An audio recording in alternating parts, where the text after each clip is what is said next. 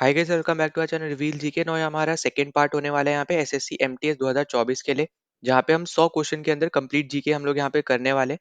जिसमें से first video में ऑलरेडी यहाँ पे डाल चुका, पहला लेक्चर हमारा यहाँ पे हो चुका है कल। यहाँ पे अगर आपने नहीं देखा है तो मैं प्लेलिस्ट का लिंक डिस्क्रिप्शन में दे दूंगा, वहां जाके आप जरूर देख लेना।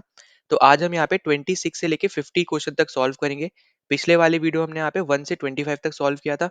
तो अगर आप इस चैनल पे प्लीज नए आए हो तो यहाँ पे सब्सक्राइब जरूर कर देना है यहाँ पे चैनल को। और यहाँ पे अगर आपको कोई भी डाउट होता है, कोई सजेशन होता है, तो वो भी आप यहाँ पे कमेंट सेक्शन में आप यहाँ पे मेंशन कर सकते हो, वरना टेलीग्राम चैनल का भी लिंक मैंने यहाँ पे डिस्क्रिप्शन में दे रखा है। वहाँ पे जाके भी आप यहाँ पे कनेक्ट हो सकते हो, ठीक है। पीडीएफ चाहिए इसकी तो टेलीग्राम चैनल पे आपको मिल जाएगी, तो वहाँ जाके आप ज्वाइन कर लेना। और यहाँ पे इस वीडियो को जितना ज़्यादा हो सकता है ज़्यादा शेयर कर दोगे तो ज़्यादा से ज़्यादा लोगों तक भी पहुंच पाएगी, तो उनकी भी यहाँ पे हेल्प हो पाएगी। तो चलो अब हम यहाँ पे शुरू कर लेते हैं। तो सबसे पहला क्वेश्चन देखो आपसे पूछा जा रहा है, यहाँ पे 26 क्वेश्चन है आज का। ठीक है, मतलब आज का तो पहला है, पर यहाँ पे ओवरऑल हम 100 क्वेश्चन में कंप्लीट कर रहे हैं। तो यहाँ पे 26 क्वेश्चन आपसे पूछ रहा है कि महात्मा गांधी जी यहाँ पे कब यहाँ पे बॉर्न हुए थे, ठीक है, कब उनका यहाँ पे जन्म हुआ था। तो यहाँ पे आपको आंसर पता होना चाहिए, ये आपका आंसर हो जाएगा यहाँ पे करेक्ट, 2 अक्टूबर 1869। अब देखो यहाँ पे महात्मा गांधी जी से रिलेटेड ना 3 डेट्स इंपॉर्टेंट है। पहली है आपकी यहाँ पे कि वो कब उनका जन्म हुआ, ठीक है। दूसरा है यहाँ पे कि वो कब वापस आए, ठीक है। कब वापस आए, कहाँ से, रिटर्न फ्रॉम साउथ अफ्रीका, ठीक है। तो साउथ अफ्रीका से कब वापस आए, तो ये आपको पता होना चाहिए, ये आए थे आपके यहाँ पे 9 जनवरी 1915 को, ठीक है। फिर इसके अलावा यहाँ पे एक और डेट है जो आपको पता होना चाहिए, वो है यहाँ पे कि कब यहाँ पे मतलब इनको यहाँ पे गोली मारी गई थी, ठीक है। मतलब यहाँ पे कब इनकी मृत्यु हुई थी, तो इनकी मृत्यु हुई थी यहाँ पे 30 जनवरी को, ठीक है, 1948, ठीक है। तो ये बस आपको ये 3 डेट्स है जो यहाँ पे महात्मा गांधी जी से रिलेटेड आपको पता होना चाहिए। फिर बाकी आपको यहाँ पे पता ही होगा कि यहाँ पे जो इनके पॉलिटिकल गुरु थे, ठीक है। यहाँ पे चलो यहाँ पे बहुत सारी चीजें हम लोग यहाँ पे डिस्कस कर देंगे, ठीक है। यहाँ पे भले आपको ये एक क्वेश्चन दिख रहा हो, पर यहाँ से भी बहुत से और भी जो क्वेश्चन बन सकते हैं वो सब हम यहाँ पे इसी क्वेश्चन के थ्रू डिस्कस कर देंगे। तो जो यहाँ पे पॉलिटिकल गुरु थे इनके, उनका नाम था गोपाल कृष्ण गोखले, ठीक है। तो जी के जी हम लोग यहाँ पे शॉर्ट फॉर्म में बोलते हैं, जैसे आपका यहाँ पे आपके यहाँ पे राजा राममोहन रॉय है तो ट्रिपल आर के शॉर्ट फॉर्म में हम यहाँ पे याद रखते हैं।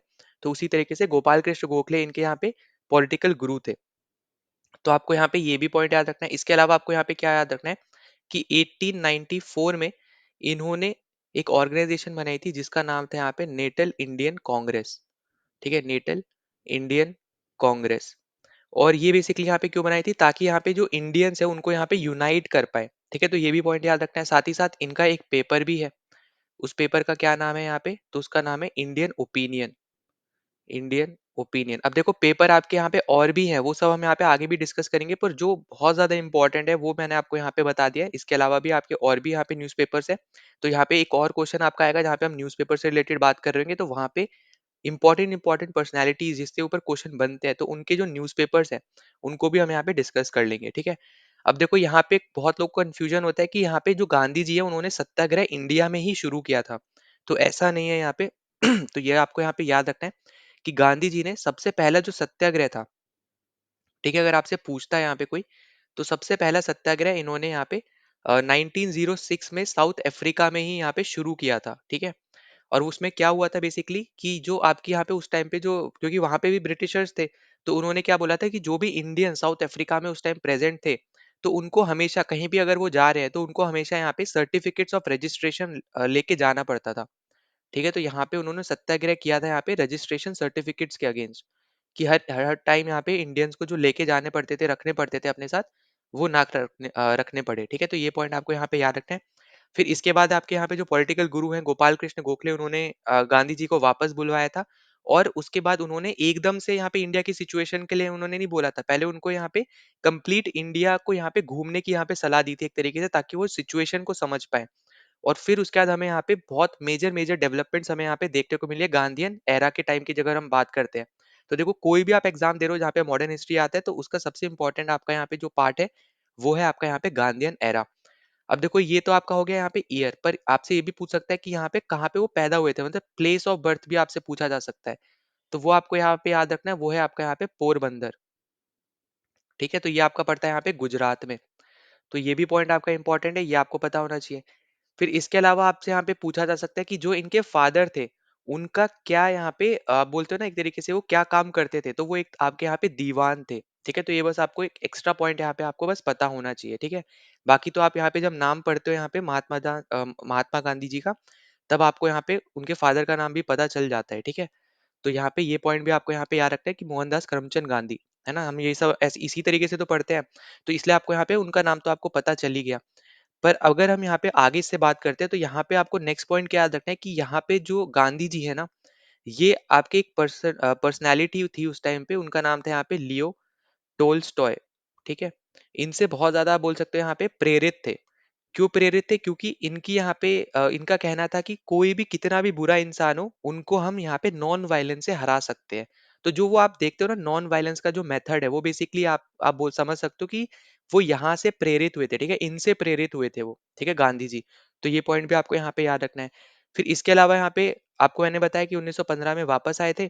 अब यहाँ पे कुछ इंपॉर्टेंट इवेंट्स हमें यहाँ पे देखने को मिलते हैं, जैसे सबसे पहले आपको देखने को मिलता है यहाँ पे चंपारण, ठीक है। तो सब हम यहाँ पे अभी डिस्कस कर लेंगे। तो यहाँ पे बहुत सारे क्वेश्चन अब देखो आपके यहाँ पे बन सकते हैं, ठीक है, जो भी हमने यहाँ पे डिस्कस किया है। अब जो चंपारण है ये बेसिकली आपका यहाँ पे 1917 में हुआ था।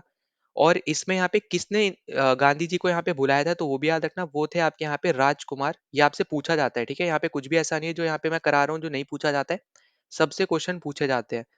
तो इनको यहाँ पे बुलाया था राजकुमार शुक्ला जी ने, ठीक है। और ये आपकी यहाँ पे गांधी जी की पहली सिविल डिसोबीडियंट मूवमेंट थी, सिविल डिसोबीडियंस मूवमेंट थी, ठीक है। तो ये भी पॉइंट आपको यहाँ पे याद रखना है, आपसे पूछा जाता है कभी कभी कि यहाँ पे पहली civil disobedient movement Gandhi ji की कौन सी थी, तो वो था आपका यहाँ पे चंपारण सत्याग्रह। तो बेसिकली यहाँ पे बोला क्या जाता था यहाँ पे कि जो आपके फार्मर्स थे, उनको यहाँ पे 3/20 लैंड पे इंडिगो की यहाँ पे प्लांटेशन करना पड़ता था, यहाँ पे इंडिगो उगाना पड़ता था, ठीक है, जिसको हम लोग यहाँ पे तिनकितिया सिस्टम के नाम से भी जानते हैं, ठीक है। तो यहाँ पे ये बस इंपॉर्टेंट पॉइंट है, इससे रिलेटेड यही आपको यहाँ पे याद रखना है। तो इसके अगेंस्ट ही यहाँ पे गांधी जी ने काम किया था इस सत्याग्रह के अंदर, ठीक। तो हमने यहाँ पे ये पहला हमने डिस्कस कर लिया। अब देखो इसके अलावा आपका यहाँ पे जो सेकंड था, अब हम उस पे चलते हैं। सेकंड जो इंपॉर्टेंट है वो है आपका यहाँ पे 1918 में जो आपका आया था, वो था आपका अहमदाबाद मिल स्ट्राइक, अहमदाबाद मिल स्ट्राइक, ठीक है। अब ईयर के साथ में आपको बता रहा हूँ क्योंकि ईयर भी आपसे पूछे जाते हैं। अब ये आपका था गांधी जी का पहला हंगर स्ट्राइक। तो इस तरीके से भी आपसे यहाँ पे क्वेश्चन पूछे जाते हैं, चाहे कोई भी बड़ा एग्जाम ले लो, सीडीएस में भी ऐसे क्वेश्चन यहाँ पे आए हैं, ठीक। अब उसके बाद अगर हम आगे बात करें यहाँ पे किसने बुलाया था, तो यहाँ पे बुलाया था अनसुईया, अनसुईया साराबाई ने, ठीक है, जो बेसिकली यहाँ पे जो मिल ओनर थे उन्हीं की यहाँ पे बहन थी।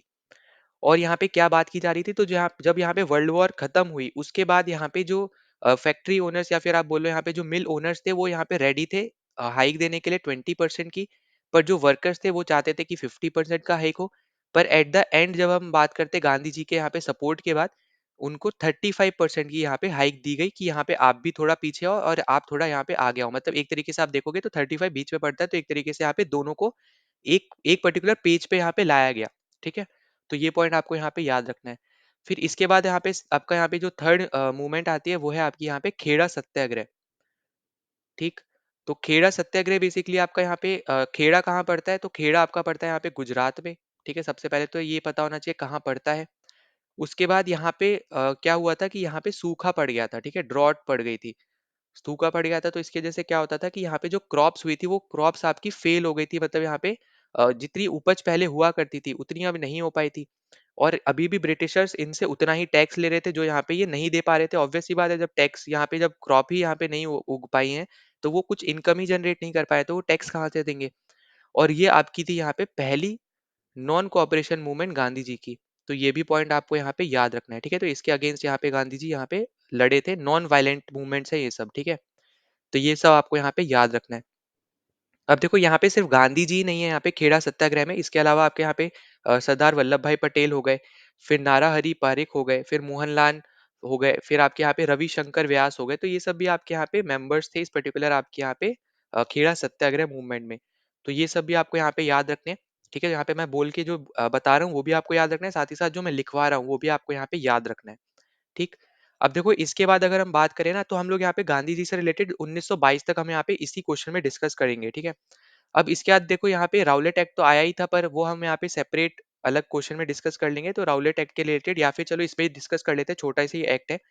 तो राउलेट एक्ट में बेसिकली क्या हुआ था कि यहाँ पे बोला गया था जितने भी आपके यहाँ पे रिवोल्यूशनरीज हैं उनको अरेस्ट करने के लिए गवर्नमेंट को कोई भी ट्रायल करने की जरूरत नहीं है, वो सीधा यहाँ पे उनको जेल में डाल सकती है, ठीक है, उठा के बस यहाँ पे सीधा जेल में डाल सकती है। और उसकी वजह से यहाँ पे आपको ये चीज बेसिकली बस आपको देखने को मिली थी यहाँ पे राउलेट एक्ट के अंदर, ठीक है, जो कि आपका 1919 में आया था। फिर उसके बाद यहाँ पे इसके रिस्पॉन्स में आपको यहाँ पे मास स्ट्राइक भी देखने को मिली थी। जो इसके टाइम पे जो सत्याग्रह हुआ था, ठीक है, जो इसके टाइम पे सत्याग्रह हुआ था, वो पहला आपका मास स्ट्राइक थी, ठीक है, फर्स्ट मास स्ट्राइक थी आपकी यहाँ पे गांधी जी की। तो इस तरीके से यहाँ पे चारों चीजें याद रखनी है, ठीक है। तो इसलिए हमने यहाँ पे चलो राउलेट एक्ट भी यहाँ पे कवर कर लिया। अब इसके बाद हमें यहाँ पे क्या देखने को मिलता है, इसके बाद हमें देखने को मिलता है यहाँ पे जलियन वाला बाग मैसेकर, ठीक है। अब ये आपका ऐसा चीज है जो आपको कभी भी नहीं भूलना है, ठीक है। मैं आपको जब सीडीएस वाले क्वेश्चन कराता हूँ तब भी मैं बोलता हूँ, जब सीएपीएफ वाला मैंने करवाया था तब भी मैंने आपको बताया था कि ऐसी चीजें हमें यहाँ पे कभी भी नहीं भूलनी चाहिए, ठीक है। और ये कब हुआ था, ये हुआ था यहाँ पे 13 अप्रैल को, ठीक है, 1919 में। तो यहाँ पे बेसिकली क्या हुआ था कि 9 अप्रैल को यहाँ पे दो लीडर थे, एक थे यहाँ पे आपके सैफुद्दीन, ठीक है, सैफुद्दीन, और दूसरे थे आपके यहाँ पे डॉक्टर सत्यपाल। इन दोनों को यहाँ पे अरेस्ट कर लिया था, ठीक है, जिसकी वजह से यहाँ पे वर्ल्ड, अगर हम बात करें इंडिया में, तो यहाँ पे बहुत आप बोल सकते हो यहाँ पे एक तरीके से यहाँ पे मूवमेंट शुरू हो गई थी, या फिर आप बोलो दंगे थोड़े बहुत एक तरीके से आप समझ सकते हो यहाँ पे हो गए थे, ठीक। अब इसके रिस्पॉन्स में यहाँ पे क्या इन्होंने निकाला था कि यहाँ पे जो राउलेट एक्ट है जैसे, तो यहाँ पे बोला गया था कि एक तरीके से कि ज्यादा लोग एक साथ इकट्ठे नहीं रहने चाहिए, ठीक है। यहाँ पे एक चीज आप यहाँ पे याद रखना कि यहाँ पे बोला गया था कि ज्यादा लोग एक साथ इकट्ठे नहीं रहने चाहिए। तो जो आपका यहाँ पे जलियन वाला बाग था, वहां पे बस आपके जो लोग हैं वो बेसिकली यहाँ पे बैसाखी का जो फेस्टिवल था उसको यहाँ पे सेलिब्रेट करने आए थे। पर इसके रिस्पॉन्स में उनको क्या मिला यहाँ पे, कि यहाँ पे देखो, पहले तो चलो मैं लिख देता हूँ यहाँ पे वो लोग क्यों आए थे, वो आए थे बैसाखी को सेलिब्रेट करने, ठीक है। पर इसके रिस्पॉन्स पे हमें क्या देखने को मिलता है कि जो आपका यहाँ पे जो यहाँ पे एक डायर था, ठीक है, तो डायर ने यहाँ पे जो एक लौती एंट्रेंस थी इस पर्टिकुलर आपके यहाँ पे बाग की, उसको कवर कर लिया सैनिकों से, और फिर अंधाधुंध उनको यहाँ पे गोलियां चलाने को बोला, ठीक है, जिसकी वजह से आपके बहुत ज्यादा जो लोग थे वो यहाँ पे इसमें यहाँ पे मारे गए थे, ठीक है। कुछ लोग कुएं में कूद के यहाँ पे मर गए, कोई दीवार चढ़ के दूसरी तरफ जाना चाह रहे थे तो उसमें यहाँ पे वो मर गए। तो बहुत ज्यादा आप यहाँ पे समझ सकते हो कि बहुत ज्यादा यहाँ पे खराब चीज यहाँ पे हुई थी, ठीक है। तो ये सब चीज आपको यहाँ पे पता होना चाहिए। फिर इसके अलावा यहाँ पे हम देखो भगत सिंह से रिलेटेड तो मैंने पहले ही आपको बताया, यहाँ पे ये जो नौजवान सभा है उन्होंने यहाँ पे बनाई थी। पर यहाँ पे याद क्या रखना है कि जलियांवाला बाग के बाद हमें देखने को मिला था कि जो गांधी जी को टाइटल मिला था यहाँ पे केसरे हिंद का, ठीक है, केसरे हिंद का जो यहाँ पे टाइटल मिला था यहाँ पे गांधी जी को, वो इन्होंने यहाँ पे वापस कर दिया था, ठीक है। तो ये पॉइंट भी आपको यहाँ पे याद रखना है, यहाँ पे उन्होंने वापस कर दिया था, किसने वापस किया था, यहाँ पे गांधी जी ने, ठीक है। फिर उसके बाद आपको यहाँ पे एक और नाम याद रखना है, वो है आपके यहाँ पे रविंद्रनाथ टैगोर। तो रविंद्रनाथ टैगोर जी को भी यहाँ पे नाइटहुड की उपाधि जो मिली थी, इन्होंने भी उसको यहाँ पे वापस कर दिया था जलियांवाला बाग मैसेकर के बाद, ठीक। तो ये पॉइंट भी आपको यहाँ पे इंपॉर्टेंट है, यहाँ पे याद रखना है, रविंद्रनाथ टैगोर जी ने, ठीक है। तो ये इंपॉर्टेंट पॉइंट है, ये दोनों आपको यहाँ पे याद रखने हैं। फिर इसके अलावा यहाँ पे देखो, और ज्यादा हम ज्यादा डीप में नहीं जाएंगे, वरना तो यहाँ पे उधम सिंह का भी आपको यहाँ पे नाम याद रखना चाहिए, जिनका रियल नेम एक तरीके से आप समझ सकते हो यहाँ पे राम मोहम्मद सिंह आजाद के नाम से भी हम जिनको जानते हैं। उन्होंने असैसिनेट किया था यहाँ पे माइकल ओ डायर को, जो कि लेफ्टिनेंट गवर्नर था, ठीक है, जिसने यहाँ पे आप बोल सकते हो वो एक तरीके से यहाँ पे ऑर्डर दिया था, या फिर आप बोल सकते हो यहाँ पे उसने वो काम किया था पंजाब में, ठीक है। दो डायर थे, एक आपका आपका अलग डायर था जिसने वो वहां पे खड़े होके बोला था, ठीक है, वो अलग था जो इंसान था। पर जब तक यहाँ पे उधम सिंह, आप एक इस तरीके से समझ लो, आपने अगर मूवी देखी होगी, तो जब तक वो इंग्लैंड पहुंचे यहाँ पे मारने के लिए या जो भी है, तो तब तक वो जो इंसान था जिसने वो ऑर्डर दिए थे, तब तक तो वो यहाँ पे मर ही चुका था। तो यहाँ पे जो उस टाइम का लेफ्टिनेंट गवर्नर था पंजाब का, फिर इन्होंने उसको मार दिया था, ठीक है। तो इसके यहाँ पे कंफ्यूज मत होना, दो डायर है, दोनों अलग है, ठीक। अब देखो इसके अलावा फिर हमें आगे बात करते हैं, तो हमें यहाँ पे खिलाफत मूवमेंट देखने को मिलती है, ठीक है। तो खिलाफत मूवमेंट हमें यहाँ पे देखने को मिलती है 1919 में, जहाँ पे बेसिकली जब आपकी वर्ल्ड वॉर 1 खत्म हुई थी, तो बेसिकली आपकी जो टर्की था, टर्की आपका अलग था ब्रिटिशर्स से, मतलब ब्रिटिशर्स की एक साइड थी और टर्की जो दूसरी साइड थी जहाँ पे जर्मनी और ऑस्ट्रिया था, उनके साथ मिलकर लड़ाई लड़ रहा था, और वो लोग हार गए थे और ब्रिटिशर्स जीत गए थे इस साइड, जो उसकी यहाँ पे साथ में एलाइज वगैरह थे। तो हमें देखने को मिला था कि ब्रिटिशर्स ने जो टर्की का खलीफा थे उनको यहाँ पे हटा दिया था, जिसकी वजह से जो इंडियन मुस्लिम थे बहुत ज्यादा नाराज हो गए थे, और वर्ल्ड वाइड भी मुस्लिम जो थे वो भी नाराज हो गए थे। जिसकी वजह से यहाँ पे डिमांड इन्होंने करी थी यहाँ पे कि उनका कंट्रोल वापस लाया जाए, जो इंडियन मुस्लिम थे इन्होंने डिमांड करी थी। और इसी को देखते हुए यहाँ पे गांधी जी ने यहाँ पे लॉन्च कर दी थी यहाँ पे खिलाफत यहाँ पे वापस लिख देता हूँ, यहाँ पे इसी को देखते हुए, ताकि इंडियन जो यहाँ पे हिंदूज हैं या फिर मुस्लिम्स है, सबकी यहाँ पे यूनिटी बनी रहे, तो इन्होंने यहाँ पे लॉन्च कर दी थी खिलाफत नॉन कॉरपोरेशन मूवमेंट। ठीक है, खिलाफत नॉन कॉरपोरेशन मूवमेंट। ठीक है, तो ये पॉइंट भी आपको यहाँ पे याद रखना है, और ये आपकी आई थी यहाँ पे 1920 में। ठीक है, तो ये सब आपको यहाँ पे इंपॉर्टेंट पॉइंट्स है, और इसको यहाँ पे सपोर्ट भी दिया था मुस्लिम लीग ने। ऑब्वियस सी बात है, यहाँ पे जब मुस्लिम से रिलेटेड यहाँ पे इशू हो रहा है, तो मुस्लिम लीग भी आपको यहाँ पे नजर आएगी और सपोर्ट में ही नजर आएगी। ठीक है, तो ये पॉइंट आपको यहाँ पे सब याद रखने हैं। फिर इसके अलावा अगर हम यहाँ पे लास्ट जो चीज आपकी यहाँ पे छोटी सी रह गई है, वो आपको यहाँ पे याद रखनी है, और वो है आपका कि 1922 में यहाँ पे बेसिकली क्या होता है कि यहाँ पे चौरी चौरा इंसिडेंट हमें यहाँ पे देखने को मिलता है। ठीक है, चौरी चौरा इंसिडेंट हमें यहाँ पे देखने को मिलता है, जहाँ पे जो लोग हैं, जो भीड़ थी बेसिकली यहाँ पे जो प्रोटेस्ट कर रही थी एक तरह के, वो यहाँ पे एक पुलिस स्टेशन को जला देते हैं, जहाँ पे पुलिस वाले जो लोग होते हैं वो भी यहाँ पे इंजर्ड हो जाते हैं, जल जाते हैं। ठीक है, कुछ की यहाँ पे डेथ भी हो जाती है। तो इसके बाद हमें यहाँ पे क्या देखने को मिलता है कि जो यहाँ पे नॉन कॉपरेशन मूवमेंट थी, इसको गांधी जी वापस ले लेते हैं। ठीक है, गांधी जी यहाँ पे जो नॉन कोऑपरेशन मूवमेंट थी, उसको यहाँ पे क्या कर लेते हैं, यहाँ पे वापस ले लेते हैं। ठीक है, जो टेक बैक यहाँ पे मैं लिख रहा हूँ, तो यहाँ पे इस पर्टिकुलर मूवमेंट को गांधी जी वापस लेते हैं, किसके वजह से, यहाँ पे चौरी चौरा इंसिडेंट की वजह से, जहाँ पे एक पुलिस स्टेशन को ही जला दिया जाता है। ठीक है, तो बस अभी के लिए आपको इतनी चीज याद रखनी है। ये हमने यहाँ पे 1922 तक हमने यहाँ पे बात कर ली है। ठीक है, तो इससे रिलेटेड अगर आपको कोई भी डाउट होता है, कमेंट सेक्शन में जरूर आप यहाँ पे मेंशन कर देना। और 27th क्वेश्चन पे चलते हैं। तो देखो, यहाँ पे आपसे बोला जा रहा है कि जो 26 जनवरी है, उसको हम यहाँ पे क्यों सिलेक्ट करा है, हमने यहाँ पे बेसिकली यहाँ पे जो आपका कॉन्स्टिट्यूशन है, उस दिन हमने यहाँ पे क्यों इनॉग्रेशन उसका यहाँ पे किया। ठीक है, कॉन्स्टिट्यूशन का मतलब एक तरीके से यहाँ पे क्यों लागू किया हमने यहाँ पे 26 जनवरी क्यों ही। ठीक है, ऐसा क्या हुआ था आपका यहाँ पे 1930 में। तो ये तो देखो हमने यहाँ पे पिछले ही वीडियो में डिस्कस भी किया था। तो यहाँ पे क्या हुआ था आपका, यहाँ पे पूर्ण स्वराज मूवमेंट की यहाँ पे बात करी गई थी। ठीक है, तो आपका सेकंड ऑप्शन करेक्ट हो जाएगा, और इससे रिलेटेड मैंने पिछले वीडियो में ऑलरेडी डिस्कस किया हुआ है। तो वो अगर आपने नहीं देखा है तो जरूर देख लेना। बार बार यहाँ पे मैं सेम चीज डिस्कस नहीं करूंगा, वरना वीडियो बहुत लंबी बन जाएगी। ठीक है, उसके बाद हमने देखो अभी इस वीडियो में खिलाफत मूवमेंट भी डिस्कस कर लिया। अब आपका हम लोग यहाँ पे डिस्कस कर लेते हैं क्विट इंडिया मूवमेंट और आपका नमक सत्याग्रह। अब देखो, पहले आपका नमक सत्याग्रह हुआ था, तो हम पहले इसको डिस्कस कर लेते हैं। तो जो आपका यहाँ पे नमक सत्याग्रह है, इसको हम लोग यहाँ पे सॉल्ट मार्च के नाम से भी जानते हैं। ठीक है, तो सॉल्ट मार्च हो गया, या फिर आप बोल सकते हो यहाँ पे डांडी मार्च। ठीक है, अब डांडी मार्च क्यों बोलते हैं, क्योंकि यहाँ पे जो गांधी जी हैं, इनके साथ 7 जो आपके यहाँ पे 78 जो मेंबर्स हैं, उन्होंने यहाँ पे मार्च निकाला था। ठीक है, तो यहाँ पे मैं इस तरीके से लिख दे रहा हूँ, गांधी जी के साथ मिलके 78 लोगों ने यहाँ पे मार्च निकाला था। कहाँ से कहाँ तक, साबरमती से। ठीक है, साबरमती आश्रम। ठीक है, साबरमती आश्रम से लेके आपका यहाँ पे डांडी के कोष तक। ठीक है, इसलिए इसको यहाँ पे डांडी मार्च के नाम से भी जानते हैं। और ये बेसिकली आपका निकाला था सॉल्ट जो लॉज थे उसके अगेंस्ट। ठीक है, सॉल्ट लॉज के अगेंस्ट यहाँ पे ये पर्टिकुलर आपका यहाँ पे मार्च निकाला गया था। अब यहाँ पे हमें क्या देखने को मिलता है कि यहाँ पे जो टारगेट था, वो बेसिकली एक तरीके से आप बोल सकते हो यहाँ पे कि आपकी थी वो टारगेट धर्मसाना आपकी सॉल्ट वर्क्स। ठीक है, ये आपकी यहाँ पे इस पे बेसिकली एक तरीके से आप समझ लो कि यहाँ पे रेड करना चाह रहे थे, पर उससे पहले यहाँ पे गांधी जी को अरेस्ट कर लिया गया था। ठीक है, बस इतनी चीज आपको यहाँ पे याद रखनी है। फिर इसके अलावा आपको यहाँ पे और क्या याद रखना है, तो ये भी आप यहाँ पे याद रख सकते हो कि यहाँ पे ये सिर्फ आपकी गुजरात में नहीं फैली थी, और भी जगह पे यहाँ पे ये मूवमेंट फैली थी।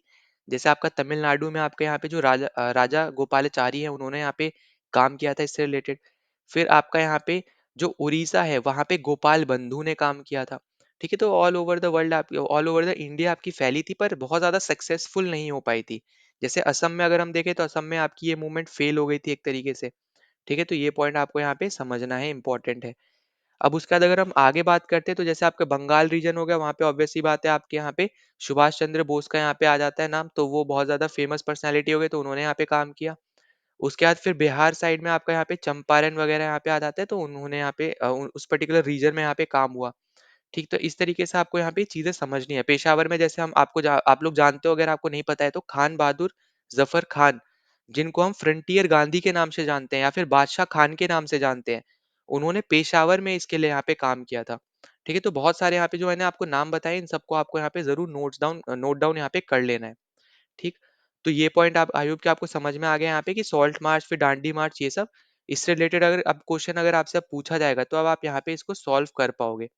ठीक है। और हाँ, ये याद रख लेना, आपसे कभी कभी डेट पूछ लेता है, तो डेट आपकी होगी यहाँ पे 12 मार्च। ठीक है, 12 मार्च आपको यहाँ पे पूछी जाती है, तो ये पॉइंट भी आपको यहाँ पे याद रख लेना है। और दूसरा पॉइंट याद रख लेना है कि ये आपका है 1930 में। ठीक है, 12 मार्च 1930। अब उसके बाद अपना यहाँ पे जो लास्ट है वो है आपका यहाँ पे क्विट इंडिया मूवमेंट। उसको अब हम थोड़ा यहाँ पे डिस्कस कर लेते हैं।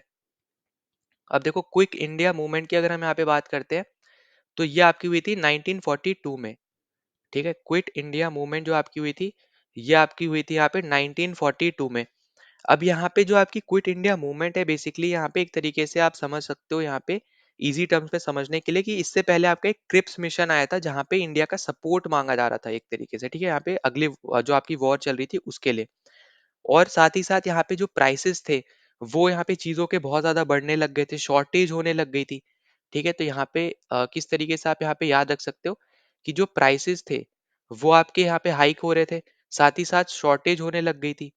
ठीक है, फिर अगर हम यहाँ पे आगे बात करें इससे रिलेटेड, तो यहाँ पे जो ब्रिटिशर्स की पॉलिसीज थी, ठीक है, उसके अगेंस्ट यहाँ पे हमने देखा, यहाँ पे उसकी वजह से आपके क्विट इंडिया मूवमेंट लाई गई थी। तो ये सब आपके यहाँ पे पॉइंट्स है जिसकी वजह से यहाँ पे क्विट इंडिया मूवमेंट लाई गई थी। ठीक है, तो एक हो गया जैसे आपका यहाँ पे ब्रिटिशर्स की जो यहाँ पे पॉलिसीज वगैरह थी। ठीक, फिर साथ ही साथ अगर हम यहाँ पे आगे बात करते हैं इससे रिलेटेड, तो इसकी वजह से हमें क्या देखने को मिला था कि जो लोग थे ना, उन्होंने जो भी डिपॉजिट कर रखे थे यहाँ पे बैंक्स वगैरह में, वो सब यहाँ पे वो वापस लेने लग गए थे। ठीक है, क्योंकि उनको यहाँ पे डर था कि अगर यहाँ पे मान लो कभी आगे जाके अटैक हो जाता है, यहाँ पे कोई दूसरी फोर्सेज अटैक कर देती है, या फिर गवर्नमेंट यहाँ पे एक तरीके से आप समझ लो कि पैसा डूब जाता है या कुछ हो जाता है, तो उनका जितना भी कमाया हुआ यहाँ पे हिस्सा है, वो एक तरीके से कंप्लीटली यहाँ पे वो खो देंगे। तो इसकी वजह से यहाँ पे जो बैंक्स थी, उस पर्टिकुलर हर एक बैंक के बाहर यहाँ पे लाइन लगने लग गई थी कि जो भी उन्होंने डिपॉजिट किया वो उनको यहाँ पे वापस मिल पाए।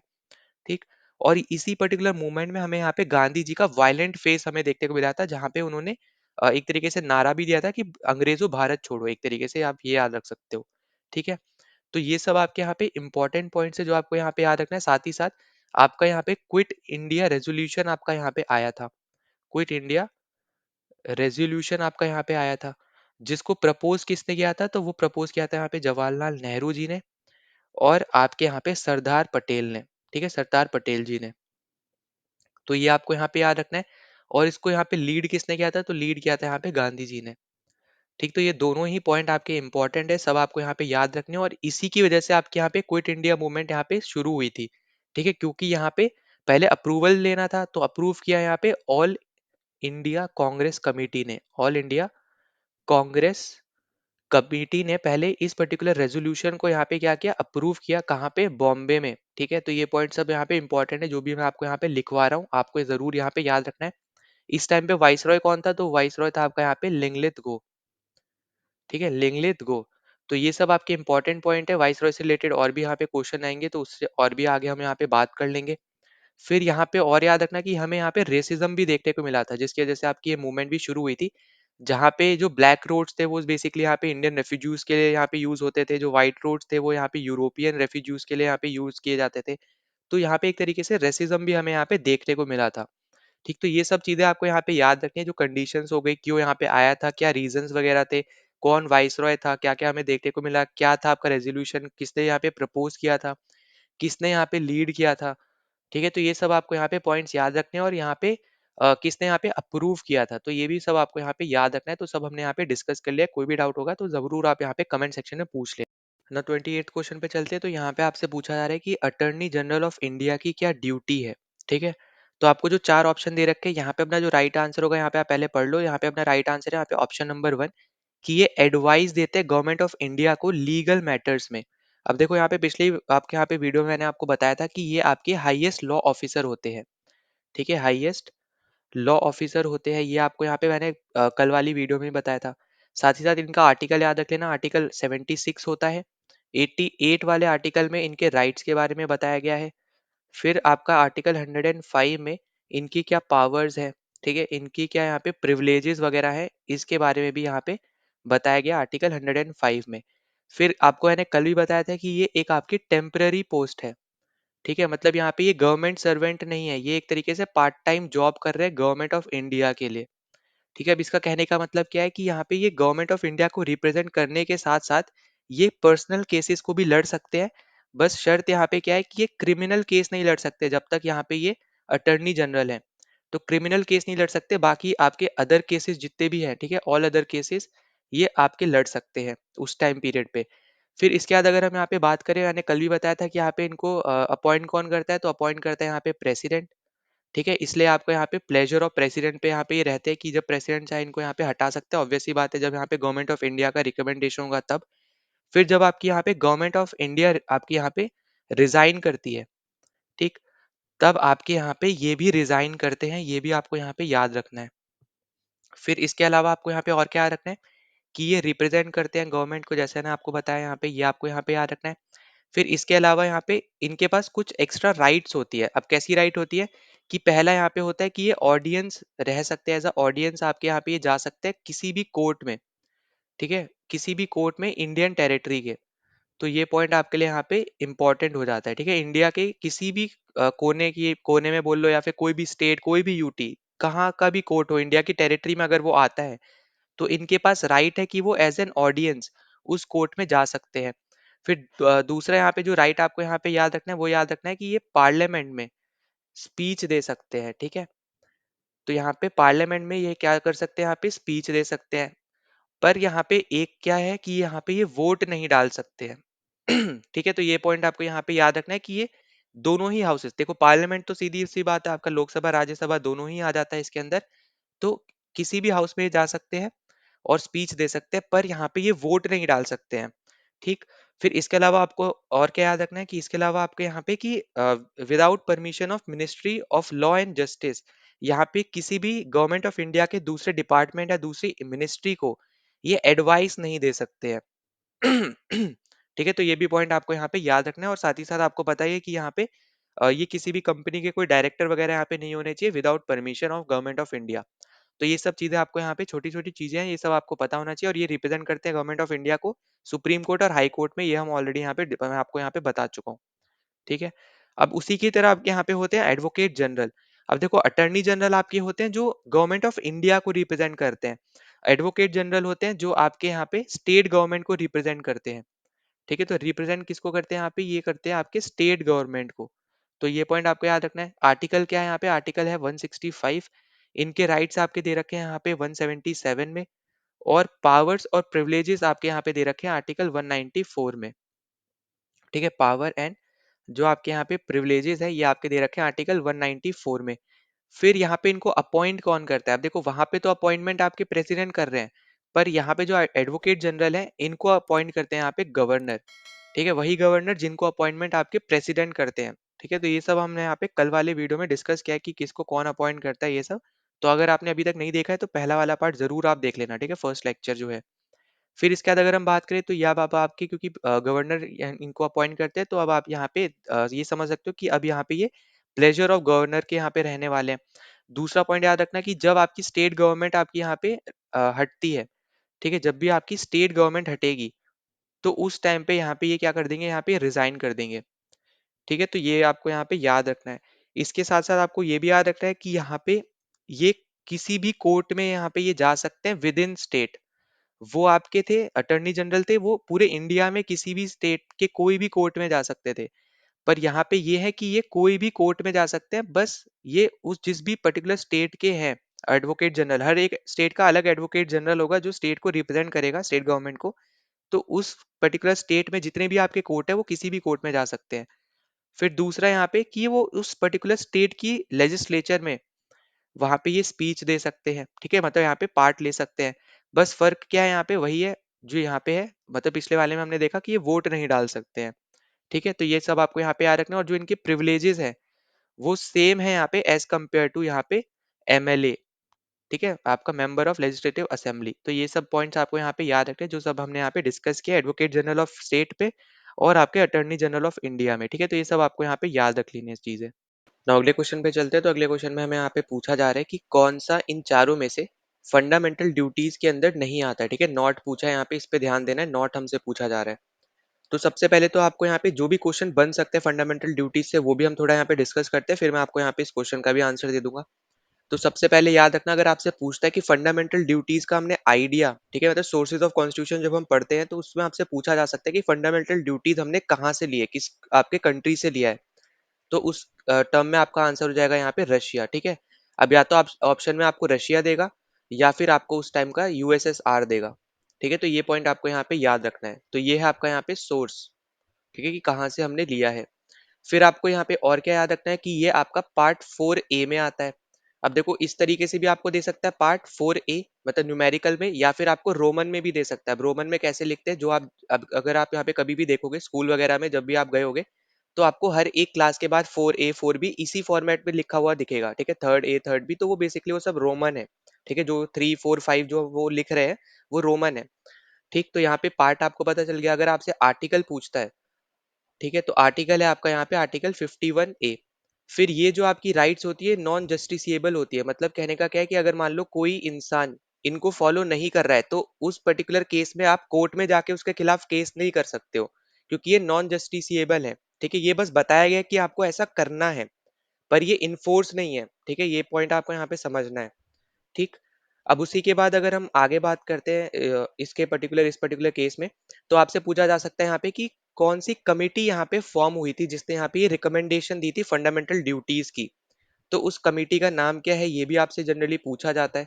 तो कमेटी का नाम क्या है यहाँ पे, स्वर्ण सिंह कमेटी, ठीक है, स्वर्ण सिंह कमेटी। तो ये भी पॉइंट आपको यहाँ पे याद रख लेना है। अब देखो यहाँ पे जो आपके फंडामेंटल ड्यूटीज है, अगर आपसे पूछे कितने हैं टोटल, ओवरऑल कितने हैं, तो टोटल है हमारे पास यहाँ पे 11, जिसमें से जो 10 है, ठीक है, शुरू के जो 10 हैं वो आपके ऐड हुए थे 42nd कॉन्स्टिट्यूशनल अमेंडमेंट एक्ट से, ठीक है। तो ये आपको याद रखना, और ईयर भी याद रख लेना 1976। और फिर आपका जो एक अलग से ऐड हुआ है वो आपका ऐड हुआ है 86 में, ठीक है, 86 कॉन्स्टिट्यूशनल अमेंडमेंट एक्ट 2002 वाले से। तो इस तरीके से हमारे पास यहाँ पे 11 हो गए। और हमेशा याद रखना कि इनिशियली जब हमने कॉन्स्टिट्यूशन अडॉप्ट किया था 1950 में, तब उस टाइम पे आपके यहाँ पे जो फंडामेंटल ड्यूटीज है उस टाइम पे नहीं थी, ठीक है। इसलिए आप यहाँ पे देख रहे हो कि फंडामेंटल ड्यूटीज हमने अमेंड करके डाली हैं। पहली 10 डाली हमने 42nd से, और फिर उसके बाद हमने एक और डाली यहाँ पे 86 से। तो ये इंपॉर्टेंट पॉइंट है, आपको घुमा के भी क्वेश्चन पूछ सकता है स्टेटमेंट वाइज भी। तो आपको यहाँ पे याद रखना है कि इनिशियली नहीं था, हमने फंडामेंटल ड्यूटीज को आपका यहाँ पे अमेंड करके डाला है, ठीक है। तो आई होप कि आपको ये सब चीजें समझ में आ गई, जो भी आपसे यहाँ पे क्वेश्चन बन सकते हैं। अब देखो यहाँ पे जो आपकी ड्यूटीज है उससे भी रिलेटेड क्वेश्चन बनते हैं, और ये आपका पीवाई क्यू है आपका एमटीएस का ही। तो यहाँ पे आपसे पूछ रहा है कि कौन सा इनमें से ड्यूटी नहीं है। तो देखो साइंटिफिक टेम्पर आपका यहाँ पे ड्यूटी है, अभी मैं आपको आगे बताऊंगा अभी, ठीक है, कौन कौन सी है इसमें, अभी आप ज्यादा परेशान मत होना। फिर नेशनल एंथम का रिस्पेक्ट करना भी है, मतलब जो भी आपके यहाँ पे नेशनल आइडियल्स है उनको आपको यहाँ पे एक तरीके से रिस्पेक्ट करना है। नेशनल एंथम हो गया, नेशनल सॉन्ग हो गया, नेशनल फ्लैग हो गया, तो इन सबको आपको यहाँ पे रिस्पेक्ट करना है। फिर साथ ही साथ प्रमोट करना है हार्मनी, ब्रदरहुड वगैरह, तो ये भी आपका है। पर यहाँ पे पे टैक्सेस से रिलेटेड यहाँ पे कोई भी चीज नहीं है, ठीक है। तो यहाँ पे ये पॉइंट आपको याद रखना है, तो सेकंड आंसर हमारा यहाँ पे हो जाएगा करेक्ट।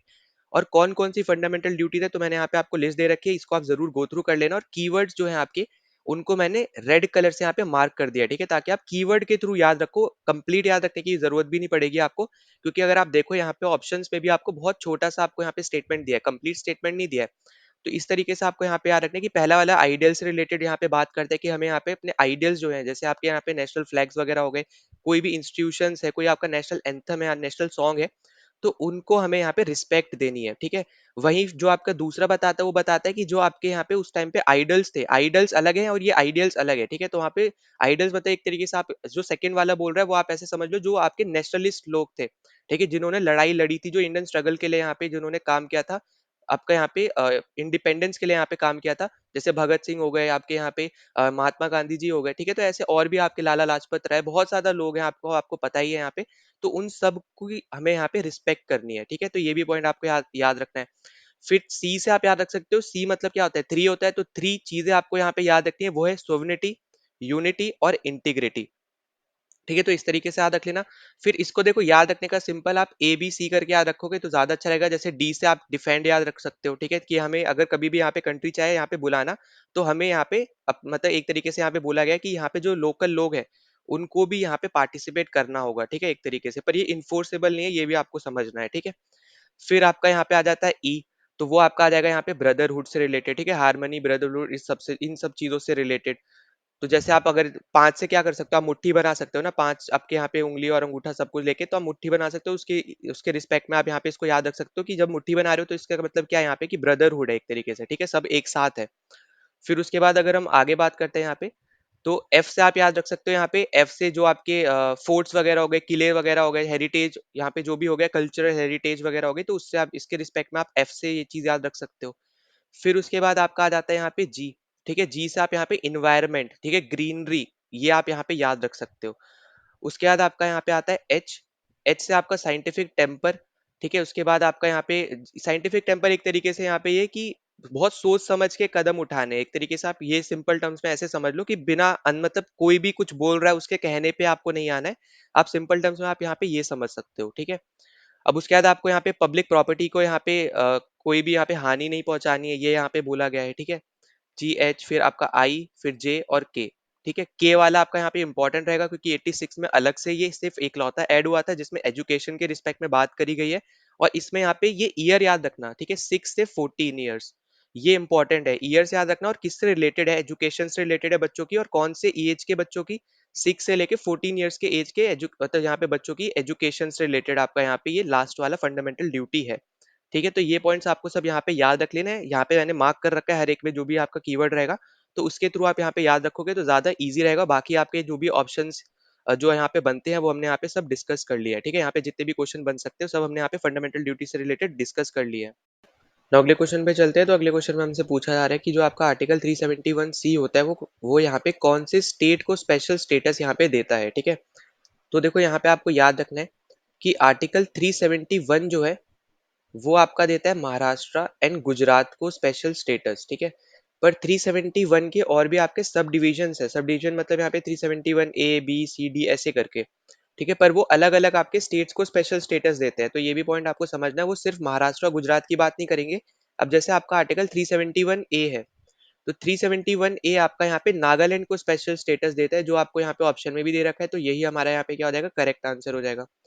अब इसी तरीके से अगर मैं यहाँ पे बी लिख रहा हूँ तो समझ जाना यहाँ पे 371 बी की बात कर रहा हूँ, ठीक है? तो अब मैं यहाँ पे बी सी डी करके यहाँ पे आपको समझाऊंगा, ठीक? तो यहाँ पे सिर्फ आपको स्पेशल स्टेटस ही याद रखना है क्योंकि आप यहाँ पे एसएससी का एग्जाम दे रहे हो, तो ऐसा जो इतना ज्यादा डीप में नहीं जाएंगे कि यहाँ पे क्या बताया गया है वगैरह वगैरह। अब जैसे महाराष्ट्र गुजरात वाले केस में बोला है कि वो आपके यहाँ पे डेवलपमेंट यहाँ पे बोर्ड्स वगैरह बना सकते हैं जो आपके गवर्नर्स होते हैं महाराष्ट्र और गुजरात के, विदर्भ सौराष्ट्र वगैरह जैसे रीजन्स में। तो ये इतना ज्यादा डीप में आपसे यहाँ पे एसएससी में इतना ज्यादा नहीं पूछा जाएगा, पर अगर अगर आप यहाँ पे यूपीएससी की तैयारी करोगे तो उस पर्टिकुलर केस में पूछा जा सकता है। कोई भी आप यूपीएससी का पेपर दे रहे हो, चाहे सीडीएस सीएपीएफ या फिर सीएससी वाला हो गया, या कोई भी जहाँ पे भी आपका पॉलिटिक्स आता है, ठीक है, मतलब आपका यहाँ पे पॉलिटी आता है, तो उन सब में आपसे थोड़ा डीप में पूछा जा सकता है। पर ये एसएससी में आपसे डायरेक्ट आर्टिकल के बेस पे क्वेश्चन पूछता है, स्टैटिक बेस्ड क्वेश्चन पूछता है। अब उसके बाद अगर आप देखोगे बी जो है आपका ये असम के बारे में बताता है, ठीक है, असम का यहाँ पे जो स्पेशल पावर्स वगैरह है। फिर सी आपका मणिपुर के स्पेशल स्टेटस को यहाँ पे बताता है। फिर डी वाला आपका यहाँ पे आंध्र प्रदेश और तेलंगाना के बारे में यहाँ पे बताता है, ठीक है? और जो आपका यहाँ पे एक रह गया वो है ई, मतलब यहाँ पे और भी है, तो ये आपका आंध्र प्रदेश की जो यूनिवर्सिटीज वगैरह है उसके रिस्पेक्ट में भी आपका यहाँ पे बताता है। उसके बाद फिर हम एफ पे चलते हैं, तो एफ आपका है यहाँ पे सिक्किम के ऊपर, ठीक है? तो सिक्किम के यहाँ पे क्या स्पेशल स्टेटस है यहाँ पे, उसके बारे में यहाँ पे ये चीज बताता है। फिर आपके यहाँ पे बचे जी एच आई और जे, ठीक है? तो आप देखोगे यहाँ पे इतने सारे आपके यहाँ पे स्पेशल स्टेटस वाले आपके यहाँ पे आर्टिकल्स है। अब जो जी है ये आपका बताता है मिजोरम के बारे में, ठीक है, मिजोरम के स्पेशल स्टेटस के बारे में। फिर एच आपका अरुणाचल प्रदेश के स्पेशल स्टेटस, फिर आई आपका यहाँ पे गोवा, और जे आपका है यहाँ पे कर्नाटका, ठीक है? तो ये सब आपको यहाँ पे याद रखने इंपॉर्टेंट है, आपसे यहाँ पे पूछे जा सकते हैं। अब इसके अलावा यहाँ पे कुछ और भी आपके इंपॉर्टेंट आर्टिकल्स, उनको हम थोड़ा डिस्कस कर लेते हैं, ज्यादा डिस्कस नहीं करेंगे। कुछ कुछ इंपॉर्टेंट है, जैसे आर्टिकल 343 है, ये आपका बताता है कि आपकी जो यूनियन है, यूनियन की क्या ऑफिशियल लैंग्वेज रहने वाली है, इसके रिस्पेक्ट में आपको यहाँ पे बताता है, ठीक है? तो आपको ज्यादातर देखने को मिलेगा यहाँ पे हिंदी इन देवनागरी स्क्रिप्ट जो है वो आपकी एक तरीके से ऑफिशियल लैंग्वेज है यूनियन की। फिर उसी तरीके से आपका यहाँ पे आर्टिकल 345 है, ये आपके स्टेट की ऑफिशियल लैंग्वेज के बारे में यहाँ पे बताता है, जिसमें वो बोलता है या तो जो स्टेट में लैंग्वेज बोली जा रही है वो होगी, या फिर आपकी यहाँ पे हिंदी होगी, और पर आपका इंग्लिश जो है वो यहाँ पे एज अ मीडियम मीडियम रहेगा यहाँ पे डॉक्यूमेंट्स के लिए, या फिर आप बोल सकते हो यहाँ पे कम्युनिकेट करने के लिए, ठीक है? वो हर एक में है, ठीक है, यूनियन स्टेट सब में आपको देखने को मिलेगा। फिर जो आपका यहाँ पे आर्टिकल 348 है, अब 348 आपको बताता है कि जो आपकी सुप्रीम कोर्ट और आपके हाई कोर्ट में जो प्रोसीडिंग्स होंगी, ठीक है, जो आपकी यहाँ पे प्रोसीडिंग्स होंगी, वो सब आपकी यहाँ पे इंग्लिश लैंग्वेज में ही होंगी। तभी आप अगर देखोगे ना, जब भी आपके यहाँ पे सुप्रीम कोर्ट में कोई भी लाइव केसेस वगैरह चलते हैं, तो हमेशा यहाँ पे जो जजेस रहेंगे या फिर जो भी आपके लॉयर्स रहेंगे, वो हमेशा इंग्लिश में ही बात करते हैं, क्योंकि वो यहाँ पे आपका 348 आर्टिकल यहाँ पे सीधा सीधा बता रहा है। अब जब तक पार्लियामेंट अपनी तरफ से कुछ चेंजेस नहीं करेगा, तब तक यहाँ पे यही चीज चलने वाली है, ठीक है। 348 के अंदर आपका यहाँ पे जो प्रोसीडिंग्स है सुप्रीम कोर्ट हाई कोर्ट में, ये आपके इंग्लिश लैंग्वेज में ही रहेंगे। फिर उसके बाद अगर हम बात करें इमरजेंसी की, अब देखो इमरजेंसी आपकी 3 तरीके की है। इसमें बस हम आर्टिकल डिस्कस करेंगे, ठीक है, ज्यादा डीप में नहीं डिस्कस करेंगे, वो अलग आपका यहाँ पे जब क्वेश्चन आएगा तब हम डिस्कस कर लेंगे। तो 342 जो है आपका, और 352 जो है आपका यहाँ पे, ये नेशनल इमरजेंसी को बताता है, ठीक। फिर आपका 356 है जो आपका स्टेट इमरजेंसी को बताता है, और इसी को ही हम लोग बेसिकली प्रेसिडेंट रूल के भी नाम से जानते हैं। जैसे अभी आपका यहाँ पे जो JNK है, ठीक है, जम्मू एंड कश्मीर, वहां पे अब जाके वो इलेक्शन हो रहा है, पर इससे पहले आपका प्रेसिडेंट रूल था वहां पे, ठीक। तो वहां पे कोई भी गवर्नमेंट नहीं थी। तो इस तरीके से आप यहाँ पे याद रख सकते हो। फिर आपका जो आर्टिकल 360 है, ये आपका फाइनेंशियल इमरजेंसी बताता है, ठीक है। इंडिया में अगर आपसे पूछता है कि कौन से टाइप की इमरजेंसी अब तक लगी है, तो वो नेशनल और आपकी स्टेट है। फाइनेंशियल इमरजेंसी बहुत अच्छा है अभी तक कि नहीं लगी है, ठीक है, ना ही लगनी चाहिए, ठीक। तो ये पॉइंट आपको यहाँ पे समझने, 3 तरीके की आपकी इमरजेंसीज हो गई। और एक और आर्टिकल यहाँ पे हम लोग डिस्कस कर लेते हैं, वो है आपका आर्टिकल 361, जो कि एक तरीके से प्रोटेक्शन यहाँ पे प्रोवाइड करता है आपके प्रेसिडेंट और गवर्नर को, ठीक है, जब तक वो ऑफिस में है। तो प्रोटेक्शन प्रोवाइड करते हैं किसको? आपके गवर्नर्स को और यहाँ पे प्रेसिडेंट्स को, ठीक है, कि यहाँ पे उनके एक्शंस के लिए वो आंसरेबल नहीं है, ठीक है। बस आपको इस तरीके से याद रखना है कि वो जो भी एक्शन ले, जो भी यहाँ पे डिसीजन ले, उसके लिए वो आंसरेबल नहीं है जब तक वो ऑफिस में है, ठीक है। तो ये सब पॉइंट्स आपको यहाँ पे याद रखने हैं। 361 आपको यहाँ पे ये चीज बताता है। नाउ अगले क्वेश्चन पे चलते हैं। अगले क्वेश्चन में हमसे पूछ रहे हैं कि कौन से स्टेट में पंचायती राज सिस्टम नहीं है, ठीक है, कौन से स्टेट में आपका पंचायती राज सिस्टम नहीं है, तो ये आपसे पूछा जा रहा है। तो ये आपको हमेशा याद रखना है कि 3 ऐसे स्टेट्स है जहां पे आपको पंचायती राज सिस्टम देखने को नहीं मिलता है, ठीक है। तो यहाँ पे किस किस स्टेट में देखने को नहीं मिलता है, तो एक है आपका यहाँ पे नागालैंड, ठीक है, यहाँ पे वही सेम आपका वापस से नागालैंड आंसर हो जाएगा यहाँ पे फर्स्ट ऑप्शन जो है। दूसरा है आपका यहाँ पे मेघालय, ठीक। और तीसरा आपका है यहाँ पे मिजोरम। तो ये 3 ऐसी स्टेट्स है जहां पे आपको पंचायती राज सिस्टम देखने को नहीं मिलता है। इसके अलावा अगर हम बात करते हैं, ये तो हो गया आपके स्टेट्स। अगर आपसे मान लो पूछता है कि कौन से यूटी में आपको देखने को नहीं मिलता है, तो वो है आपका यहाँ पे दिल्ली, ठीक है। बाकी सब यूटी में आपको देखने को मिलता है। तो यहाँ पे दिल्ली और आपकी ये 3 स्टेट्स, एक यूटी 3 स्टेट्स, इनमें आपको पंचायती राज सिस्टम देखने को नहीं मिलता है, ठीक है। तो यहाँ पे मैंने तभी क्रॉस लगाया, तो इसको ध्यान से पढ़ लेना, ये इसको इस तरीके से मत पढ़ लेना कि इन्हीं में ही है, ऐसा नहीं है, इनमें नहीं है, ठीक है। अब देखो इसके अलावा अगर हम बात करते हैं यहाँ पे आर्टिकल्स के रिलेटेड, तो आपका जो पंचायत से रिलेटेड आर्टिकल है वो है आपका यहाँ पे 343, ठीक है। तो 343 आपको बताता है कि यहाँ पे पंचायत होना चाहिए विलेज वगैरह, क्योंकि हम यहाँ पे किस में बात कर रहे हैं, रूरल एरियाज में बात कर रहे हैं। रूरल एरियाज में आपका यहाँ पे पंचायत होते हैं, अर्बन एरियाज में आपके यहाँ पे म्यूनसिपैलिटीज होती है। 73rd कॉन्स्टिट्यूशनल अमेंडमेंट एक्ट और 74th constitutional amendment act 11th schedule, ठीक है, जो हमने यहाँ पे डिस्कस किया था, और 12th शेड्यूल। तो इन सब के बारे में हम पहले भी यहाँ पे पिछले वीडियो में डिस्कस कर चुके हैं।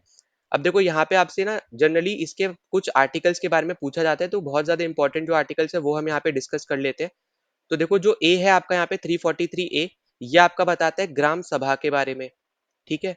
फिर आपका जो बी है ये बताता है कि पंचायत यहाँ पे जो है उसके उसका कॉन्स्टिट्यूशन क्या है, फिर उसका क्या कॉम्पोजिशन रहेगा, वो आपका बताता है यहाँ पे सी आर्टिकल, मतलब यहाँ पे 343C। फिर जो आपका डी है ये बताता है रिजर्वेशन के बारे में, ठीक है। जैसे आपको पता होगा 33% आपके यहाँ पे वुमेन्स का रिजर्वेशन रहता है, ठीक। उसके बाद आपका जो ई है ये आपका बताता है ड्यूरेशन कितना रहेगा, ठीक। और फिर आपका जो एफ है ये आपका बताता है डिस्क्वालिफिकेशन। तो ये सब इंपॉर्टेंट आर्टिकल्स है जो आपको यहाँ पे बता रहा हूँ, ABCD करके लिख रहा हूँ, उसको समझ आना। 243ABC इस तरीके से है। उसके बाद इसके पावर्स और यहाँ पे क्या अथॉरिटी क्या रिस्पॉन्सिबिलिटीज वगैरह है, ये आपका बताता है जी आर्टिकल जो है 243G। तो ये भी आपका यहाँ पे क्या है, इंपॉर्टेंट चीज है, ये भी आपको यहाँ पे समझना है, ठीक है। अब देखो यहाँ पे बहुत लोग से आपसे एक डाउट हो सकता है कि यहाँ पे जो हमने डिस्कस किया कि 3 स्टेट में नहीं है, एक यूटी में नहीं, ये किस चीज में दिया हुआ है, कौन सा आर्टिकल में दिया हुआ है। तो ये आपका गिवन है आर्टिकल 243M में, ठीक है। और 243K के अंदर यहाँ पे इलेक्शन के बारे में दिया हुआ है कि आपका पंचायती राज का इलेक्शन किस तरीके से होगा वगैरह, उस पर्टिकुलर चीजों के ऊपर यहाँ पे दिया हुआ है। फिर जो ओ है आपका ये बताता है कि यहाँ पे इंटरफेरेंस होगा यहाँ पे कोर्ट का, अगर इलेक्शन के जो मैटर्स है उसके रिस्पेक्ट में, ठीक है, इंटरफेरेंस रहेगा यहाँ पे कोर्ट्स का, किस पर्टिकुलर केस में, जो भी आपके इलेक्टोरल मैटर्स रहेंगे उस पर्टिकुलर केस में। ठीक है, यहाँ पे मैं लिख भी देता हूँ, चलो यहाँ पे इलेक्शन से रिलेटेड जो भी मैटर रहेंगे उसमें इनका एक इंटरफेरेंस रहेगा। ठीक है, अगर यहाँ पे कोई भी दिक्कत वगैरह यहाँ पे उनको फेस करनी पड़ती है तो। फिर जो आपका एच आर्टिकल ये बताता है कि यहाँ पे ये इम्पोज कर सकते हैं टैक्सेस वगैरह को भी। ठीक है, तो ये भी पॉइंट आपको सब याद रखने हैं, ये बहुत ज्यादा इंपॉर्टेंट आर्टिकल्स थे, तो ये सब आपको यहाँ पे याद रखना है पंचायत से रिलेटेड। बाकी तो हमने यहाँ पे पिछले वीडियो में शेड्यूल डिस्कस कर लिया आपका, यहाँ पे कौन से कॉन्स्टिट्यूशनल अमेंडमेंट एक्ट आया था ये भी हमने डिस्कस किया था। अब यहाँ पे जो नेक्स्ट पेज है यहाँ पे हम थोड़ी यहाँ पे कमिटीज डिस्कस कर लेते हैं पंचायत राज की, जो भी आपकी यहाँ पे थी। ठीक है, अब देखो सबसे पहली आपकी जो मोस्ट इंपॉर्टेंट कमेटी है वो है आपकी यहाँ पे बलवंत बलवंत राय मेहता कमेटी, राय मेहता कमेटी। ठीक है, तो हम यहाँ पे कमेटी के बारे में डिस्कस करेंगे, तो बार बार मैं यहाँ पे कमेटी यहाँ पे लिखूंगा नहीं, तो आप समझ जाना है, यहाँ पे एक बार ऊपर में ही लिख दे रहा हूँ। ठीक है, अब देखो कमिटीज के बारे में हम जब बात करेंगे, तो जो आपकी बलवंत राय मेहता कमेटी थी इसने यहाँ पे बताया था कि आपका यहाँ पे जो पंचायती राज सिस्टम है ये 3 टायर का होना चाहिए। ठीक है, 3 टीयर यहाँ पे होने चाहिए। कौन कौन से टीयर होने चाहिए? एक था आपका यहाँ पे ग्राम पंचायत। ठीक है, ग्राम पंचायत। दूसरा था आपका यहाँ पे पंचायत समिति, पंचायत समिति। और फिर तीसरा था आपका यहाँ पे जिला परिषद। ठीक है, ये 3 आपके यहाँ पे टीयर थे। अब फिर इसके बाद हमें यहाँ पे देखने को मिलती है अशोक मेहता कमेटी। ठीक है, अशोक मेहता कमेटी। और इसमें हमें कौन क्या मतलब यहाँ पे देखने को मिलता है, यहाँ हमें बताया जाता है कि 2 टीयर के यहाँ पे होने चाहिए। ठीक है, जो आपका यहाँ पे पंचायती राज सिस्टम है, तो यहाँ पे कौन से 2 टीयर हैं? एक है आपका यहाँ पे मंडल पंचायत, मंडल पंचायत। और दूसरा है आपका यहाँ पे जिला परिषद। ठीक है, जिला परिषद। अब यहाँ पे समझ जाना कि जो 3 टायर है वो ऐसी जगह पे होंगे जहाँ पे पॉपुलेशन ज्यादा है, और 2 टायर वहां पे होगा जहाँ पे पॉपुलेशन थोड़ी कम है। ठीक है, तो इस तरीके से भी आप यहाँ पे समझ सकते हो। फिर उसके बाद यहाँ पे, हाँ, इनका ईयर भी याद रख लेना, इंपॉर्टेंट है, आपसे हो सकता है यहाँ पे पूछ लिया जाए। तो ये था आपका यहाँ पे 1957, ये है आपका यहाँ पे 1977। ठीक है, तो ये आपको यहाँ पे ये चीजें याद रखनी है। अब इसके बाद अगर हम इसके अलावा और भी यहाँ पे बात कर लेते हैं, तो इसके बाद हमें यहाँ पे देखने को मिलती है जेवी के राव कमेटी, जेवी के राव कमेटी। अब इसमें हमें यहाँ पे क्या देखने को मिलता है, यहाँ पे बोला जाता है कि जो जिला परिषद है ये आपकी प्रिंसिपल बॉडी रहनी चाहिए। ठीक है, यहाँ पे मैं लिख भी दे रहा हूँ, यहाँ पे बोला जाता है कि जो आपका यहाँ पे जिला परिषद है ये आपकी एक प्रिंसिपल बॉडी रहेगी। ठीक है, यहाँ पे मतलब मेन बॉडी रहेगी, आप इस तरीके से समझ लो। ठीक है, प्रिंसिपल बॉडी रहेगी यहाँ पे, बस इतना बोला जाता है। और ईयर क्या है इसका? तो इसका ईयर है 1985। ठीक है, तो अभी तक 3 कमेटी हो गई। फिर फोर्थ और आपकी एक और कमेटी है जो आपकी है L M Singhvi committee, L M Singhvi committee. और ये आपकी थी 1986 में आई थी। ठीक है, तो इसने यहाँ पे बेसिकली यहाँ पे कॉन्स्टिट्यूशनल रिकॉग्निशन देने की यहाँ पे बात करी थी लोकल सेल्फ गवर्नमेंट की, तो यहाँ पे ये भी लिख दे रहा हूँ, कॉन्स्टिट्यूशनल रिकॉग्निशन देने की यहाँ पे बात करी गई थी। ठीक है, कॉन्स्टिट्यूशनल रिकॉग्निशन देने की यहाँ पे बात करी गई थी यहाँ पे लोकल आपकी सेल्फ गवर्नमेंट की। ठीक है, लोकल सेल्फ गवर्नमेंट बेसिकली वही बात है, पंचायत वगैरह की यहाँ पे बात करी जा रही है। ठीक है, और अर्बन एरियाज में म्यूनसिपैलिटीज की बात करी जा रही है। अब उसके बाद आपकी यहाँ पे एक और लास्ट कमेटी है, वो है आपकी यहाँ पे गडगिल कमेटी। अब गडगिल कमेटी जो है ये आपकी आई थी 1988 के अंदर। ठीक है, और यहाँ पे इसमें बेसिकली यही बताया गया था कि किस तरीके से इनको यहाँ पे बहुत ज्यादा और इफेक्टिव बनाया जा सकता है। ठीक है, इफेक्टिव वेज के ऊपर यहाँ पे डिस्कशन किया था यहाँ पे कि पंचायती राज को हम वैसे किस तरीके से और ज्यादा इफेक्टिव बना सकते हैं, किस तरीके से हम उसको और अच्छा यहाँ पे बना सकते हैं। ठीक है, तो ये सब आपको यहाँ पे याद रखना है। और लास्ट आप याद रख लेना एक और जो कमेटी है, बस इसका नाम याद रख लेना, वो है आपकी यहाँ पे थंगोन कमेटी। ठीक है, तो 6 कमेटी है बेसिकली आपकी यहाँ पे पंचायती राज से रिलेटेड। इन 6 के नाम याद रखने हैं। सबसे ज्यादा जो इंपॉर्टेंट है वो है आपकी यहाँ पे ऊपर की 4 जो हमने डिस्कस करी है, ये वाली 4। इनसे ज्यादा क्वेश्चन पूछता है, पर एटलीस्ट आपको बस ये दोनों के नाम पता होना चाहिए, जो है आपका यहाँ पे गडगिल और थंगोन। ठीक है, तो यहाँ पे ये सब हमने यहाँ पे डिस्कस कर लिया है। नौ अगले क्वेश्चन पे चलते हैं। तो अगला क्वेश्चन हमसे पूछ रहा है यहाँ पे कि ब्रिक टेम्पल ऑफ भीतर गांव, ये बेसिकली आपका कौन से स्टेट में, ये हमसे यहाँ पे पूछा जा रहा है। तो यहाँ पे अपना राइट आंसर है उत्तर प्रदेश। और ये आपका बना था यहाँ पे गुप्ता डायनेस्टी के टाइम पे। ठीक है, तो ये सब पॉइंट्स आपको यहाँ पे याद रखते हैं। गुप्ता डायनेस्टी के फाउंडर कौन थे? तो वो थे आपके यहाँ पे श्री गुप्ता। ठीक है, पर यहाँ पे कभी कभी आपसे रियल फाउंडर वगैरह भी आपको यहाँ पे पता होना चाहिए, तो वो है आपके चंद्रगुप्त वन। ठीक है, चंद्रगुप्त वन। पर आपसे जो फाउंडर पूछा जाता है उस केस में आपका आंसर श्री गुप्ता होगा। अगर ऑप्शन में नहीं दे रखा है तो अलग बात है, अगर नहीं दे रखा है तो गुप्ता वन दे रखा होगा। ठीक है, तो रियल फाउंडर क्यों बोलते हैं, क्योंकि इनके टाइम पे ना इन्होंने बहुत ज्यादा अपना यहाँ पे जो डायनेस्टी है, गुप्ता डायनेस्टी, जो बेसिकली एरिया था यहाँ पे, उन्होंने बहुत ज्यादा कॉन्कर कर रखा था। ठीक है, तो फाउंडर आपके श्री गुप्ता है। पर आपके यहाँ पे जो बोला जाता है यहाँ पे कि एक तरीके से आप समझ लो रियल फाउंडर, या फिर जिसके टाइम पे गुप्ता डायनेस्टी बहुत ज्यादा इवॉल्व करी थी, तो वो आपके फिर शुरू होता है वहाँ पे चंद्रगुप्त वंश से। क्योंकि और भी आपके यहाँ पे फेमस रूलर्स हैं आगे जाके, स्कंदगुप्त है, फिर आपके यहाँ पे समुद्रगुप्त है। ठीक है, तो यहाँ पे चलो उनके बारे में थोड़ा हम यहाँ पे देख लेते हैं। तो समुद्रगुप्त को आपको यहाँ पे पता होगा, लोग कंफ्यूज रहते हैं स्कंदगुप्त और आपके यहाँ पे समुद्रगुप्त में। तो याद रखना कि जो समुद्रगुप्त है, इनको बोला गया था यहाँ पे नेपोलियन ऑफ इंडिया। ठीक है, और किसके थ्रू बोला गया था ये भी कभी कभी आपसे यहाँ पे पूछता है, तो वो है आपके यहाँ पे विंसेंट स्मिथ। विंसेंट स्मिथ ने बेसिकली यहाँ पे इनको ये टाइटल दिया था नेपोलियन ऑफ इंडिया का। ठीक है, तो यहाँ पे ये एक तरीके से टाइटल है, ये आपको यहाँ पे याद रखना है। अब उसके बाद आपको एक और यहाँ पे फेमस टेम्पल है यूपी में ही, उसका नाम है यहाँ पे भितारी टेम्पल। अब यहाँ पे बेसिकली भितारी यहाँ पे जो जगह है ये फेमस है, क्यों फेमस है, क्योंकि हमें यहाँ पे स्कंद गुप्त का यहाँ पे पिलर देखने को मिला था। ठीक है, तो ये पॉइंट आपके लिए इंपॉर्टेंट है, याद रखना कि स्कंद गुप्त पिलर इंस्क्रिप्शन हमें यहाँ पे देखने को मिला था। इंस्क्रिप्शन हमें यहाँ पे देखने को मिला था, इसलिए ये जगह आपकी यहाँ पे फेमस है और इसके ऊपर क्वेश्चन भी पहले यहाँ पे पूछा गया है। ठीक, तो बस आपको ये चीज याद रखनी है। और एक एक्स्ट्रा चीज बस यहाँ पे याद रख लेना, कभी कभी आपसे क्वेश्चन पूछता है कि माउंट कैलाश जो है वो आपका कौन से कंट्री में पड़ता है। ठीक है, तो हमेशा याद रखना ये आपका चाइना में है। ठीक है, नेपाल में नहीं है, ये चाइना में है, ये पॉइंट याद रखना। माउंट कैलाश आपका कहाँ है, चाइना में है। ठीक है, नौ अगले क्वेश्चन पे चलते हैं। तो अगले क्वेश्चन में हमसे यहाँ पे पूछ रहा है कि in which year did the All India Muslim League moved a resolution demanding independent state. मतलब यहाँ पे बोला जा रहा है कि कब मुस्लिम लीग ने यहाँ पे डिमांड रखना शुरू करा था, या फिर डिमांड रखी थी यहाँ पे इंडिपेंडेंट स्टेट की मुस्लिम्स के लिए। तो वो आपका ईयर था 1940। ठीक है, तो थर्ड ऑप्शन हमारे यहाँ पे करेक्ट आंसर हो जाएगा। अब देखो यहाँ पे मुस्लिम लीग भी आपकी एक इंपॉर्टेंट पार्टी है, क्योंकि इसी की वजह से आपका यहाँ पे पार्टीशन हुआ था। ठीक है, यहाँ पे मेन रीजन यहाँ पे ये पॉलिटिकल पार्टी भी है। तो ये पॉइंट भी आपको यहाँ पे समझना है, तो इसके बारे में भी हमें यहाँ पे थोड़ी इन्फॉर्मेशन होनी चाहिए। तो आपसे अगर पूछता है कि यहाँ पे इसके फाउंडर कौन थे, ठीक है, अगर फाउंडर पूछे जाते हैं तो इसके फाउंडर थे यहाँ पे नवाब ख्वाजा सलीमुल्लाह। ठीक है, तो यहाँ पे ये पॉइंट भी आपको याद रखना है। फिर आपकी यहाँ पे कब बनी थी, तो 1906 में बनी थी, और कहाँ बनी थी, तो ढाका में बनी थी। ठीक है, तो हमने यहाँ पे पहले भी डिस्कस कर रखा है, तो ये आपको यहाँ पे याद रखना इंपॉर्टेंट पॉइंट है। इसके अलावा अगर आपसे यहाँ पे ये भी बोल सकता है कि पहली मुस्लिम लीग पार्टी कौन सी थी, तो वो आपकी सॉरी पहली मुस्लिम पॉलिटिकल पार्टी कौन सी थी, तो वो आपकी यही थी। ठीक है, मुस्लिम लीग ही आपकी यहाँ पे फर्स्ट मुस्लिम पॉलिटिकल पार्टी थी। तो ये भी पॉइंट आपको यहाँ पे याद रख लेना है। ठीक है, तो ये सब आपके यहाँ पे इंपॉर्टेंट पॉइंट थे। इसके अलावा भी अगर हम यहाँ पे आगे बात कर लेते हैं इससे रिस्पेक्ट पे, क्योंकि आपसे ये भी पूछा जा सकता है कि यहाँ पे जो मोहम्मद अली जिन्ना थे, ठीक है, तो वो उन्होंने कब यहाँ पे पॉलिटिकल पार्टी जो आपकी ये है मुस्लिम लीग कब ज्वाइन करी, तो इन्होंने यहाँ पे ज्वाइन करी थी 1913 में। ठीक है, तो ये अगर पूछता है ईयर, तो ये भी अभी आपको यहाँ पे याद रखना है। इसके अलावा यहाँ पे आपसे पूछा जा सकता है कि इसका फर्स्ट सेशन जो है ये कब हुआ था और कहाँ हुआ था, तो ये आपका सेशन हुआ था 1907 में, और कराची में ये हुआ था।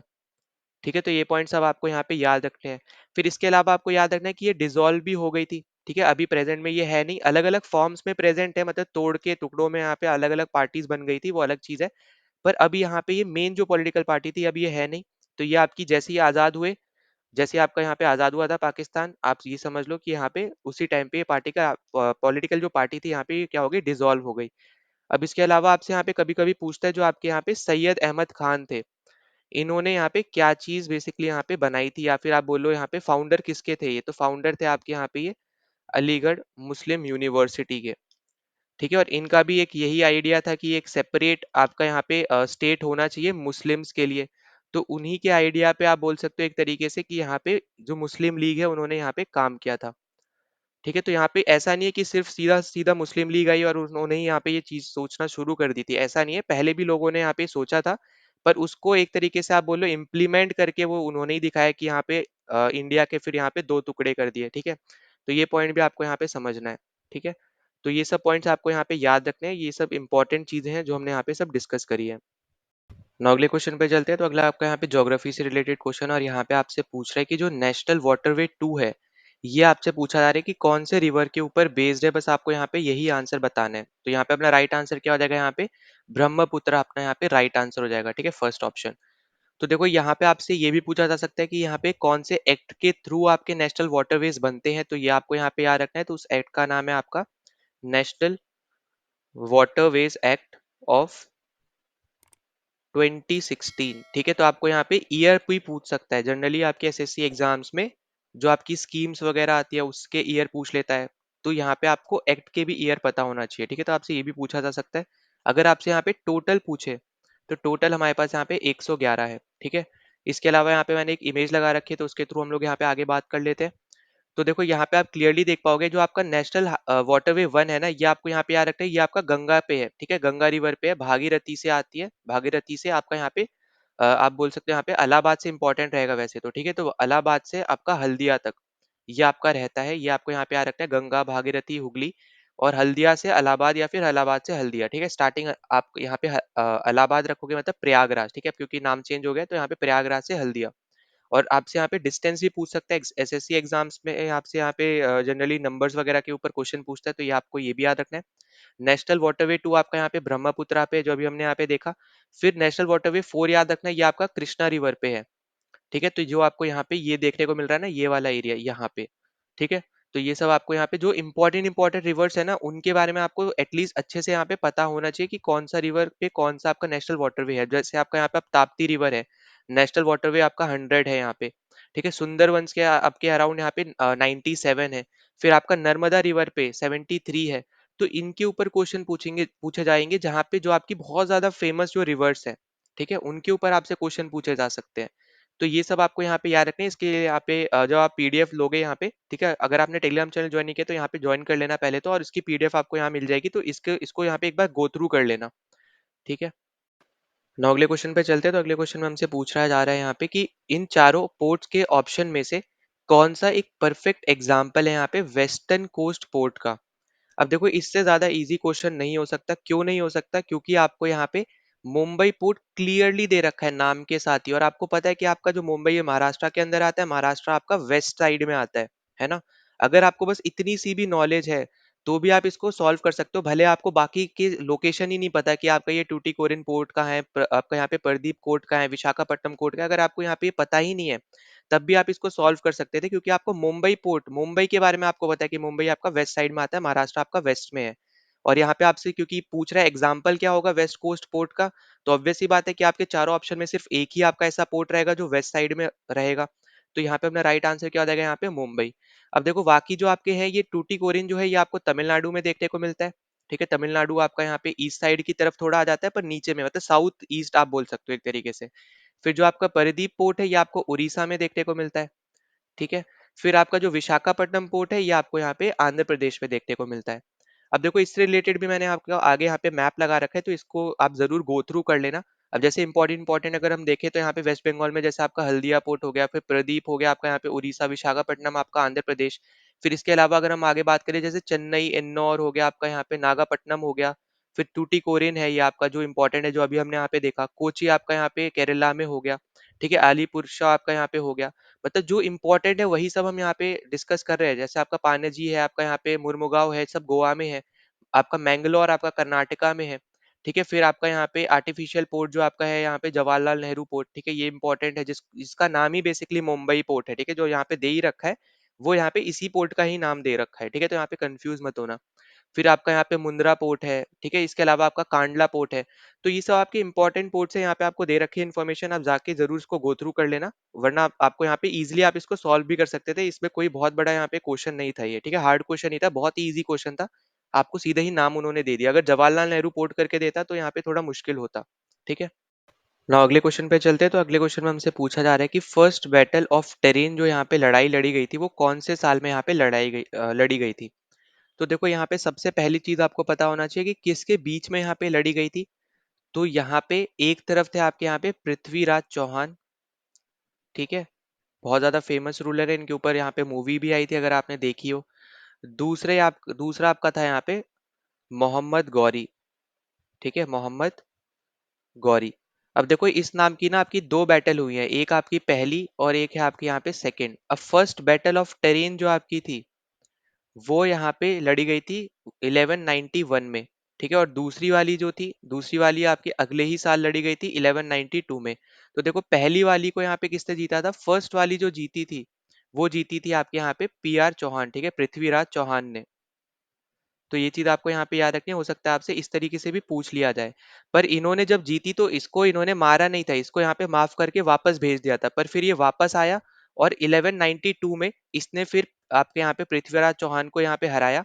और फिर जो दूसरी वाली लड़ाई थी ये जीती यहाँ पे मोहम्मद गौरी ने, ठीक है। तो ये पॉइंट भी आपको यहाँ पे याद रखना है। और ये जीतने में जिसने मदद करी थी, ठीक है, तो वो भी पॉइंट आपको यहाँ पे याद रखना है। तो उनको उसको भी यहाँ पे हराया था आपके यहाँ पे मोहम्मद गौरी ने आगे जाके बैटल ऑफ चंदावर में, ठीक है। तो यहाँ पे मदद किसने करी थी पहले याद रख लो, वो है आपका यहाँ पे जयचंद, ठीक है। तो ये इंपॉर्टेंट पॉइंट है जो याद रखना है यहाँ पे। तो यहाँ पे ये करी थी, यहाँ पे हेल्प करी थी मोहम्मद गौरी की। फिर उसके बाद हमें देखने को मिला यहाँ पे एक और बैटल आपकी जो हुई, बैटल ऑफ चंदावर, ठीक है। ये आपकी हुई थी यहाँ पे 1194 में, जिसमें जयचंद को फिर मोहम्मद गौरी ने हरा के मार दिया, ठीक है। पहले यहाँ पे पृथ्वीराज चौहान को हरा के मारा था, उसके बाद फिर यहाँ पे जयचंद को हरा के मार दिया। तो ये सब आपको यहाँ पे याद रखना है, ठीक है। तो यहाँ पे किसको हराया, यहाँ पे जयचंद को हराया, ठीक है। ये आपको यहाँ पे मैं लिख दे रहा हूँ लॉस्ट, ठीक। और यहाँ पे जीता कौन है, मोहम्मद गौरी जीता है, ये हमने अभी अभी यहाँ पे डिस्कस भी किया, ठीक है। और यहाँ पे जीता कौन है, यहाँ पे मोहम्मद गौरी जीता। तो ये सब आपको यहाँ पे याद रखना है। तो यहाँ पे अपना राइट आंसर क्या है, यहाँ पे 1191 हमारे यहाँ पे करेक्ट हो जाएगा। ये तीनों डेट आपको याद रखनी है, 1191, 1192 और आपका यहाँ पे 11 जो 94 है ये भी, ठीक है। और यहीं से ही बेसिकली आप बोल सकते हो कि एक तरीके से शुरुआत हुई थी आपकी यहाँ पे जो दिल्ली सल्तनत थी उसकी, ठीक है। तो एक तरीके से मुस्लिम रूल आपका यहाँ पे यहीं से ही शुरू हुआ था, क्योंकि आपका जो यहाँ पे ये गौरी था, इसका एक स्लेव था, उस स्लेव का नाम था यहाँ पे कुतुब अब्दीन ऐबक, ठीक है, कुतुब दीन ऐबक। तो इसी को यहाँ पे फिर ये छोड़ के गया यहाँ पे इंडिया पे, ठीक है, इंडिया में, ताकि ये अपना एक तरीके से फिर इसने आगे जाके स्लेव डायनेस्टी बनाई। तो वो आगे अब अगले क्वेश्चन जब हम करेंगे वहां पे, इसी वीडियो में हम आगे एक क्वेश्चन मैंने लेके रखा है, तो वहां पे हम इसके ऊपर पूरी दिल्ली सल्तनत के ऊपर थोड़ी हम यहाँ पे बात कर लेंगे। तो अभी के लिए बस इतना याद रखो, ये तीनों लड़ाई याद रखना। और यहीं से ही आपका यहाँ पे एक तरीके से मुस्लिम रूल शुरू हुआ था, जब यहाँ पे मोहम्मद गौरी ने इनको हरा दिया था। तो वहीं से आपका दिल्ली सल्तनत का भी यहाँ पे जो काम था वो यहाँ पे शुरू हो गया था, ठीक है। तो यहाँ पे ये इंपॉर्टेंट पॉइंट है, बस आपको याद रखना है। और यहाँ पे इसने स्लेव डायनेस्टी बनाई थी, ठीक है। इसको और अच्छे से डिस्कस करेंगे आने वाले क्वेश्चंस में, ठीक। तो अभी के लिए बस इतनी चीज आपके लिए इंपॉर्टेंट है, ये याद रख लेना। ना अगले क्वेश्चन पे चलते हैं। तो अब अगले कुछ क्वेश्चन जो आपके इकोनॉमिक्स से रिलेटेड है। तो सबसे पहले आपको यहाँ पे पूछा गया है कि व्हाट इज बजट डेफिसिट। अब देखो डेफिसिट अगर आपको नहीं पता है तो अब ये हमेशा याद रखना कि आप हिंदी में कन्वर्ट करके देख सकते हो। तो यहाँ पे बजट घाटा, ठीक है, डेफिसिट मतलब होता है यहाँ पे घाटा। तो ऑब्वियस सी बात है घाटा कब होगा, जब आप जो सेल कर रहे हो वो आप यहाँ पे कम प्राइस पे कर रहे हो और खरीद ज्यादा पे रहे हो, एक तरीके से इस तरीके से आप समझ सकते हो। तो यहाँ पे गवर्नमेंट के केस में यहाँ पे क्या होगा बेसिकली, कि गवर्नमेंट खर्च ज्यादा कर रही है पर उसके पास आ रुपए कम रहे हैं, ठीक है। मतलब यहाँ पे मान लो कि आप जो यहाँ पे गवर्नमेंट टैक्सेस वगैरह भी लगा रही है, उसके बाद भी जो टैक्सेस से जो रुपए यहाँ पे कलेक्ट होके आ रहे हैं गवर्नमेंट के पास, वो कम है एज कम्पेयर टू जितने गवर्नमेंट यहाँ पे देश में रुपए खर्च कर रही है, ठीक है। तो ये पॉइंट आपको समझना है। तो यहाँ पे क्या होगा, ये घाटा होगा, डेफिसिट होगा। इसी को ही हम बेसिकली यहाँ पे बजट डेफिसिट कहेंगे, जहाँ पे आपको क्लियरली दिख रहा है the excess of the government expenditure over revenue. मतलब यहाँ पे एक्सपेंडिचर ज्यादा हो जाए आपके गवर्नमेंट का रेवेन्यू के टर्म्स में, ठीक है। मतलब जितना ज्यादा वो रेवेन्यू है उसका, उससे भी ज्यादा का वो यहाँ पे खर्च कर दे, जितना ज्यादा वो कमा नहीं रही है उससे भी ज्यादा का वो जब खर्च कर देती है, तब हम उसको बोलते हैं यहाँ पे बजट डेफिसिट, ठीक है। तो यहाँ पे फोर्थ ऑप्शन हमारा यहाँ पे क्या हो जाएगा, करेक्ट हो जाएगा, ठीक है। बाकी अगर आप यहाँ पे देखना भी चाहो तो एलोकेशन ऑफ मनी यहाँ पे दे रखा है, ये तो होना नहीं है, ठीक है। एलोकेट करने से यहाँ पे मतलब नहीं होता है, यहाँ पे अलग चीज है इसका। उसके बाद आपको दे रखा है the excess of government revenue over expenditure. अब इसका तो मतलब होगा कि प्रॉफिट में है, मतलब यहाँ पे रेवेन्यू ज्यादा है एज कम्पेयर टू एक्सपेंडिचर, तो ये तो डेफिसिट हुआ ही नहीं, घाटा थोड़ी हुआ, ये तो यहाँ पे आपका प्रॉफिट हुआ। तो इसलिए आपका यहाँ पे पहला भी नहीं होने वाला है, ठीक है। तो इसलिए आपको यहाँ पे राइट आंसर हो जाएगा आपका यहाँ पे फोर्थ ऑप्शन। अब देखो इसके अलावा आपके ना कुछ और आपके डेफिसिट्स होते हैं जो आपसे पूछे जाते हैं। तो यहाँ पे मैं नाम उनके लिख दे रहा हूँ और समझा दे रहा हूँ, ठीक है। पहला आपका यहाँ पे फिस्कल डेफिसिट। अब देखो फिस्कल डेफिसिट जब भी होगा तो हम बेसिकली यहाँ पे ईयर वाइज बात कर रहे होंगे, ठीक है, एक साल की हम यहाँ पे लेके हम बात कर रहे होंगे।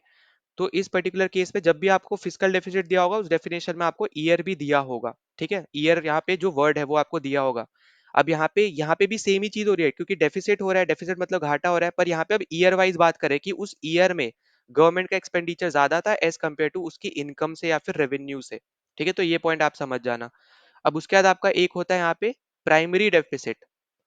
ठीक है, प्राइमरी डेफिसिट की जब हम यहाँ पे बात करते हैं, तो प्राइमरी डेफिसिट में क्या होता है, बेसिकली यहाँ पे ये होता है आपका डिफरेंस, किसके बीच का डिफरेंस होता है, एक होता है आपका यहाँ पे फिजिकल डेफिसिट का, और आपके इंटरेस्ट पेमेंट के बीच का डेफिसिट। ठीक है, तो इस तरीके से भी आपको यहाँ पे दिया जाएगा, तो ये इस तरीके से आपको यहाँ पे याद रखना है कि जो प्राइमरी डेफिसिट होता है वो बेसिकली कैसे आप निकालोगे, जो आपका फिजिकल डेफिसिट निकल के आया, जो ईयर वाइज हम निकालते हैं, उसमें से जब आप इंटरेस्ट पेमेंट और हटा दोगे तो आपका जो वैल्यू आएगा वो आपका रहेगा प्राइमरी डेफिसिट। ठीक है, और एक आपकी टर्म भी होती है यहाँ पे, जो आपकी जो हम यहाँ पे आगे बात करेंगे, जिसके ऊपर क्वेश्चन आएगा तब हम उसको अच्छे से बात कर लेंगे। ठीक है, बाकी आपको यहाँ पे जो इंपॉर्टेंट पॉइंट्स है, जैसे आपका कोलेट्रल क्या होता है, जो आप सामान यहाँ पे एक तरीके से यहाँ पे गिरवी रखते हो, है ना, लाइबिलिटी क्या है यहाँ पे, जो आपको आगे जाके देनी पड़ेगी। और इसी तरीके से अगर हम बात करें एसेट, क्या होता है, आपके एसेट होता है जो आपकी खुद की प्रॉपर्टी है, जैसे कोई जमीन हो गई, कोई कार है, कोई बाइक है, जिसको आप आगे जाके बेच के आप अपना प्रॉफिट, मतलब एक तरीके से रुपए ले सकते हो, किसी को भी जब बेचोगे तो आपको रुपए मिलेंगे। पर लाइबिलिटी क्या होता है, लाइबिलिटी आपके जैसे लोन्स होते हैं, जो आपने किसी दूसरे से लिए हैं, जो आपको आगे जाके वापस करने ही है ना। तो इस तरीके से आप यहाँ पे याद रखना। और कोलेटरल मतलब आपको पता है यहाँ पे कि जब भी आप लोन लेते हो तो आपको एक कुछ ना कुछ गिरवी रखना पड़ता है, अगर आप कोई इस टाइप का लोन लेते हो जहाँ पे, तो वो आपका होता है कोलेट्रल। ठीक है, तो इस तरीके से आपको यहाँ पे ये चीजें याद रखनी है, इंपॉर्टेंट चीजें हैं। तो ये सब हमने यहाँ पे इस पर्टिकुलर क्वेश्चन में हमने यहाँ पे डिस्कस किया। अब देखो एक पॉइंट और याद रखना, एक है आपका यहाँ पे जो कभी कभी यहाँ पे पूछ लिया जाता है, वो है आपका यहाँ पे current account deficit. Current account deficit, या फिर इसी को हम लोग बोलते हैं यहाँ पे ट्रेड डेफिसिट। अब यहाँ पे ट्रेड डेफिसिट तो आपको दिया जाएगा तो आप तो इजीली यहाँ पे बता पाओगे, पर अगर आपको करंट अकाउंट डेफिसिट दिया जाए तो अब आपको यहाँ पे पता चल गया, इसी को हम बेसिकली ट्रेड डेफिसिट बोलते हैं। यहाँ पे ये दोनों सेम ही होते हैं। इसमें बेसिकली क्या होता है यहाँ पे कि जो जैसे अब अगर हम कंट्री लेके चलते हैं, ठीक है, अब कंट्री के रिस्पेक्ट में अगर हम बात करें, इंडिया की बात करें, तो ट्रेड डेफिसिट कब होगा, जब इंडिया सामान कम बेचेगा और खरीदेगा ज्यादा, इंडिया में ज्यादा इंपोर्ट होगा एज कम्पेयर टू एक्सपोर्ट, तो तब आपको ट्रेड डेफिसिट देखने को मिलेगा, ऑब्वियस सी बात है। तो यही आपकी डेफिनेशन बनेगी। अब यहाँ पे हो सकता है आपको कंपनी के रिस्पेक्ट में दे दिया जाए, कंट्री के रिस्पेक्ट में दे दिया, पर आपको अब ये चीज पता चल गई जहाँ पे आप इंपोर्ट ज्यादा कर रहे हो एक्सपोर्ट से। ठीक है, तो वो आपका होता है यहाँ पे ट्रेड डेफिसिट या फिर करेंट अकाउंट डेफिसिट। तो ये सब आपको यहाँ पे पॉइंट्स याद रखने हैं, इंपॉर्टेंट पॉइंट्स है, बार बार मैं यहाँ पे आपको बोल रहा हूँ। ठीक है, उसके बाद आपका यहाँ पे एक और कर लेते हैं, लास्ट जो है आपका यहाँ पे एक तरीके का, और वो है आपका यहाँ पे effective effective revenue effective revenue deficit. अब देखो इफेक्टिव रेवेन्यू जो डेफिसिट होता है, ये भी आपका एक डिफरेंस होता है। ठीक है, जैसे आपका यहाँ पे हमने ऊपर डिफरेंस देखा था ना, यहाँ पे प्राइमरी डेफिसिट में फिजिकल माइनस इंटरेस्ट पेमेंट, इसी तरीके से ये भी आपका एक डिफरेंस होता है, किस किस के बीच का डिफरेंस होता है। तो ये आपका रेवेन्यू डेफिसिट माइनस जो भी यहाँ पे गवर्नमेंट ने ग्रांट्स वगैरह निकाली हुई हैं, उन सबको हटा के आपका जो निकलता है वो आपका निकलता है इफेक्टिव रेवेन्यू डेफिसिट। ठीक है, तो ये पॉइंट आपको यहाँ पे याद रखना है। और रेवेन्यू डेफिसिट एक तरीके से आप समझ लो कि जहाँ पे गवर्नमेंट को शॉर्टेज हो जाती है फंड्स की, वो आपका होता है रेवेन्यू डेफिसिट। ठीक है, तो उस पर्टिकुलर जो फंड्स है जहाँ पे शॉर्टेज हो रही है, उसमें से और अगर आप यहाँ पे ग्रांट्स वगैरह हटा देते हो, तब आपको देखने को मिलता है इफेक्टिव रेवेन्यू डेफिसिट। ठीक है, तो हमने सारे टाइप के डेफिसिट डिस्कस करे हैं, इनको यहाँ पे प्लीज नोट डाउन कर लेना, जो जो मैंने यहाँ पे बोला है और जो लिखवाया है। ठीक है, तो यहाँ पे अपना राइट आंसर क्या है, यहाँ पे फोर्थ ऑप्शन। ना आगे चलते हैं अगले क्वेश्चन पे। तो अगला क्वेश्चन आपसे पूछ रहा है कि रेवेन्यू एक्सपेंडिचर क्या होता है। ठीक है, अब देखो रेवेन्यू एक्सपेंडिचर होता है जहां पे गवर्नमेंट जो है डे टू डे बेसिस पे अपने यहाँ पे ऑपरेशंस अचीव करने के लिए, या फिर उसको यहाँ पे काम करने के लिए जो खर्च करती है, उसको हम बोलते हैं बेसिकली यहाँ पे रेवेन्यू एक्सपेंडिचर। ठीक है, डे टू डे बेसिस पे, ठीक है, मतलब हर दिन जो भी यहाँ पे रुपए खर्च किए जाते हैं, उसको हम बोलते हैं यहाँ पे रेवेन्यू डेफिसिट। ठीक है, तो यहाँ पे हमें यहाँ पे ये याद रखना है, तो हमारे यहाँ पे पहला आंसर क्या हो जाएगा, यहाँ पे करेक्ट हो जाएगा। बाकी 2, 3 और 4 जो है आपका यहाँ पे, ये आपका होता है कैपिटल डेफिसिट। ठीक है, ये सब आपके एग्जाम्पल होता है यहाँ पे कैपिटल डेफिसिट का। अब कैपिटल डेफिसिट आप ऐसे मान लो कि ऐसी जगह होती है जहां पे आप जब भी खर्च करते हो तो वो आगे जाके फ्यूचर में आपको यूज होगा, एक तरीके से लंबे समय के लिए आप वहां पे इन्वेस्टमेंट कर रहे हो। जैसे रोड बना रहे हो तो लंबे समय तक आपके रोड्स बने रहेंगे, कंस्ट्रक्शन जो आप कर रहे हो उस पे जो खर्च कर रहे हो रोड के कंस्ट्रक्शन में, तो आपके रोड जो है यहाँ पे वो एक दिन के लिए यूज के लिए नहीं है, वो आपके यहाँ पे बहुत टाइम तक आप उसको यूज कर सकते हो, ठीक है। वही सेम चीज जब आप एसेट, एसेट मतलब क्या है, जैसे मान लो आप कार खरीद रहे हो, आप कार आपका क्या है, एक एसेट है। तो कार आप सिर्फ एक दिन के लिए थोड़ी खरीद रहे हो या फिर कुछ सेकंड के लिए थोड़ी है आपके पास। अब वो जब आपने खरीद ली वो लंबे समय तक आपके पास ही रहने वाली है, ठीक है। तो वो जो टाइप की पेमेंट्स होती है उसको हम बोलते हैं यहाँ पे कैपिटल एक्सपेंडिचर। यहाँ पे मैंने डेफिसिट लिख दिया, कैपिटल एक्सपेंडिचर, ठीक है, कैपिटल एक्सपेंडिचर। जहाँ पे आप ऐसी चीजों को ऐसी चीजों के ऊपर आप रुपए खर्च कर रहे हो जो आपको यहाँ पे फ्यूचर में भी हेल्प करेंगी। अब जैसे कार आपने, जैसे मैंने एग्जांपल लिया, अभी के लिए तो है नहीं, सिर्फ आगे जाके आगे भी आप यूज कर सकते हो, कहीं और जाना हुआ आप ट्रैवल कर सकते हो आगे बहुत टाइम के बाद भी। तो जब तक वो सही है, मतलब एकदम सही यहाँ पे काम कर रहे हैं, तब तक आप उसको यहाँ पे यूज कर सकते हो। तो ये सब चीजों पे जब आप खर्च करते हो इनको हम बोलते हैं यहाँ पे कैपिटल एक्सपेंडिचर। बस यहाँ पे इतनी सी चीज थी, ये आपको बस यहाँ पे पता होना चाहिए था, ठीक है। तो यहाँ पे राइट आंसर था हमारे यहाँ पे ऑप्शन नंबर 1। ना अगले क्वेश्चन पे चलते हैं। अब देखो ये वाले जो टाइप के क्वेश्चन है जहाँ पे एनएनपी, जीडीपी, जीएनपी, एनडीपी, इनके बारे में जब पूछा जाता है, डिप्रिसिएशन क्या होता है ये सब, तो ये बहुत ज्यादा इंपॉर्टेंट क्वेश्चन हो जाता है आपके एसएससी के एक्सपेक्ट, आपके यहाँ पे एक्सपेक्टेड क्वेश्चंस की अगर हम यहाँ पे बात करेंगे तो हमेशा आप देखोगे तो यहाँ पे आपसे पूछे जाएंगे, एक्सपेक्टेड है ऐसे टाइप के क्वेश्चंस, ठीक है। तो यहाँ पे जब हम बात करते हैं, आपसे पूछा जा रहा है कि एनएनपी हम कैसे ले सकते हैं, मतलब कैसे हम यहाँ पे निकालते हैं। तो सबसे पहले तो आपको हमेशा याद रखना है आपकी दो टाइप के होते हैं यहाँ पे। पहले तो एक देखो, यहाँ पे पहले हम ये डिस्कस कर लेते हैं कि जीडीपी और जीएनपी क्या होता है, ठीक है। अब आपके यहाँ पे ना जो जीडीपी है इसको हम लोग बोलते हैं ग्रॉस डोमेस्टिक प्रोडक्ट, ठीक है। यहाँ पे हम इसको क्या बोलते हैं, ग्रॉस डोमेस्टिक, और आपका यहाँ पे ये प्रोडक्ट।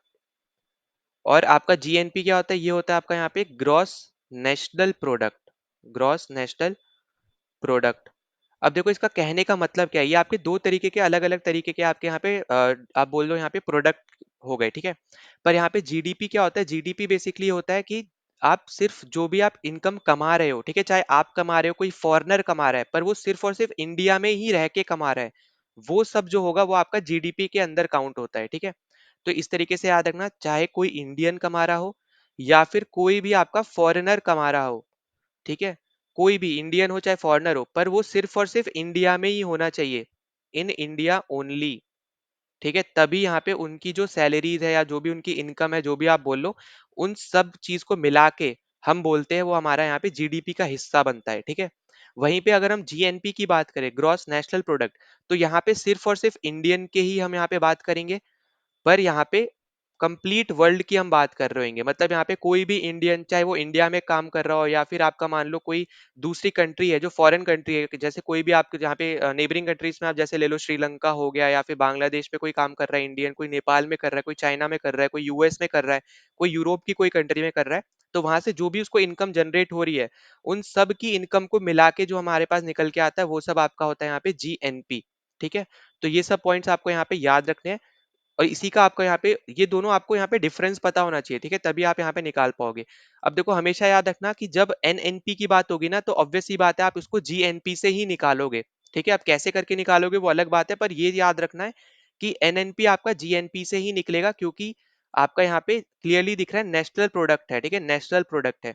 इसी तरीके से आपका एक होता है एनडीपी, ये आपका जीडीपी से निकलता है, ठीक है, यहाँ पे भी आपको क्लियरली दिख रहा है डोमेस्टिक प्रोडक्ट है। तो ये पहले तो आपको ये पॉइंट आपको अच्छे से पता होना चाहिए कि एनएनपी आपका किससे निकलता है और जी आपका एनडीपी किससे निकलता है, ठीक है। पहले तो आपको ये पता होना चाहिए जीडीपी और एनजीपी के डेफिनेशंस के बाद।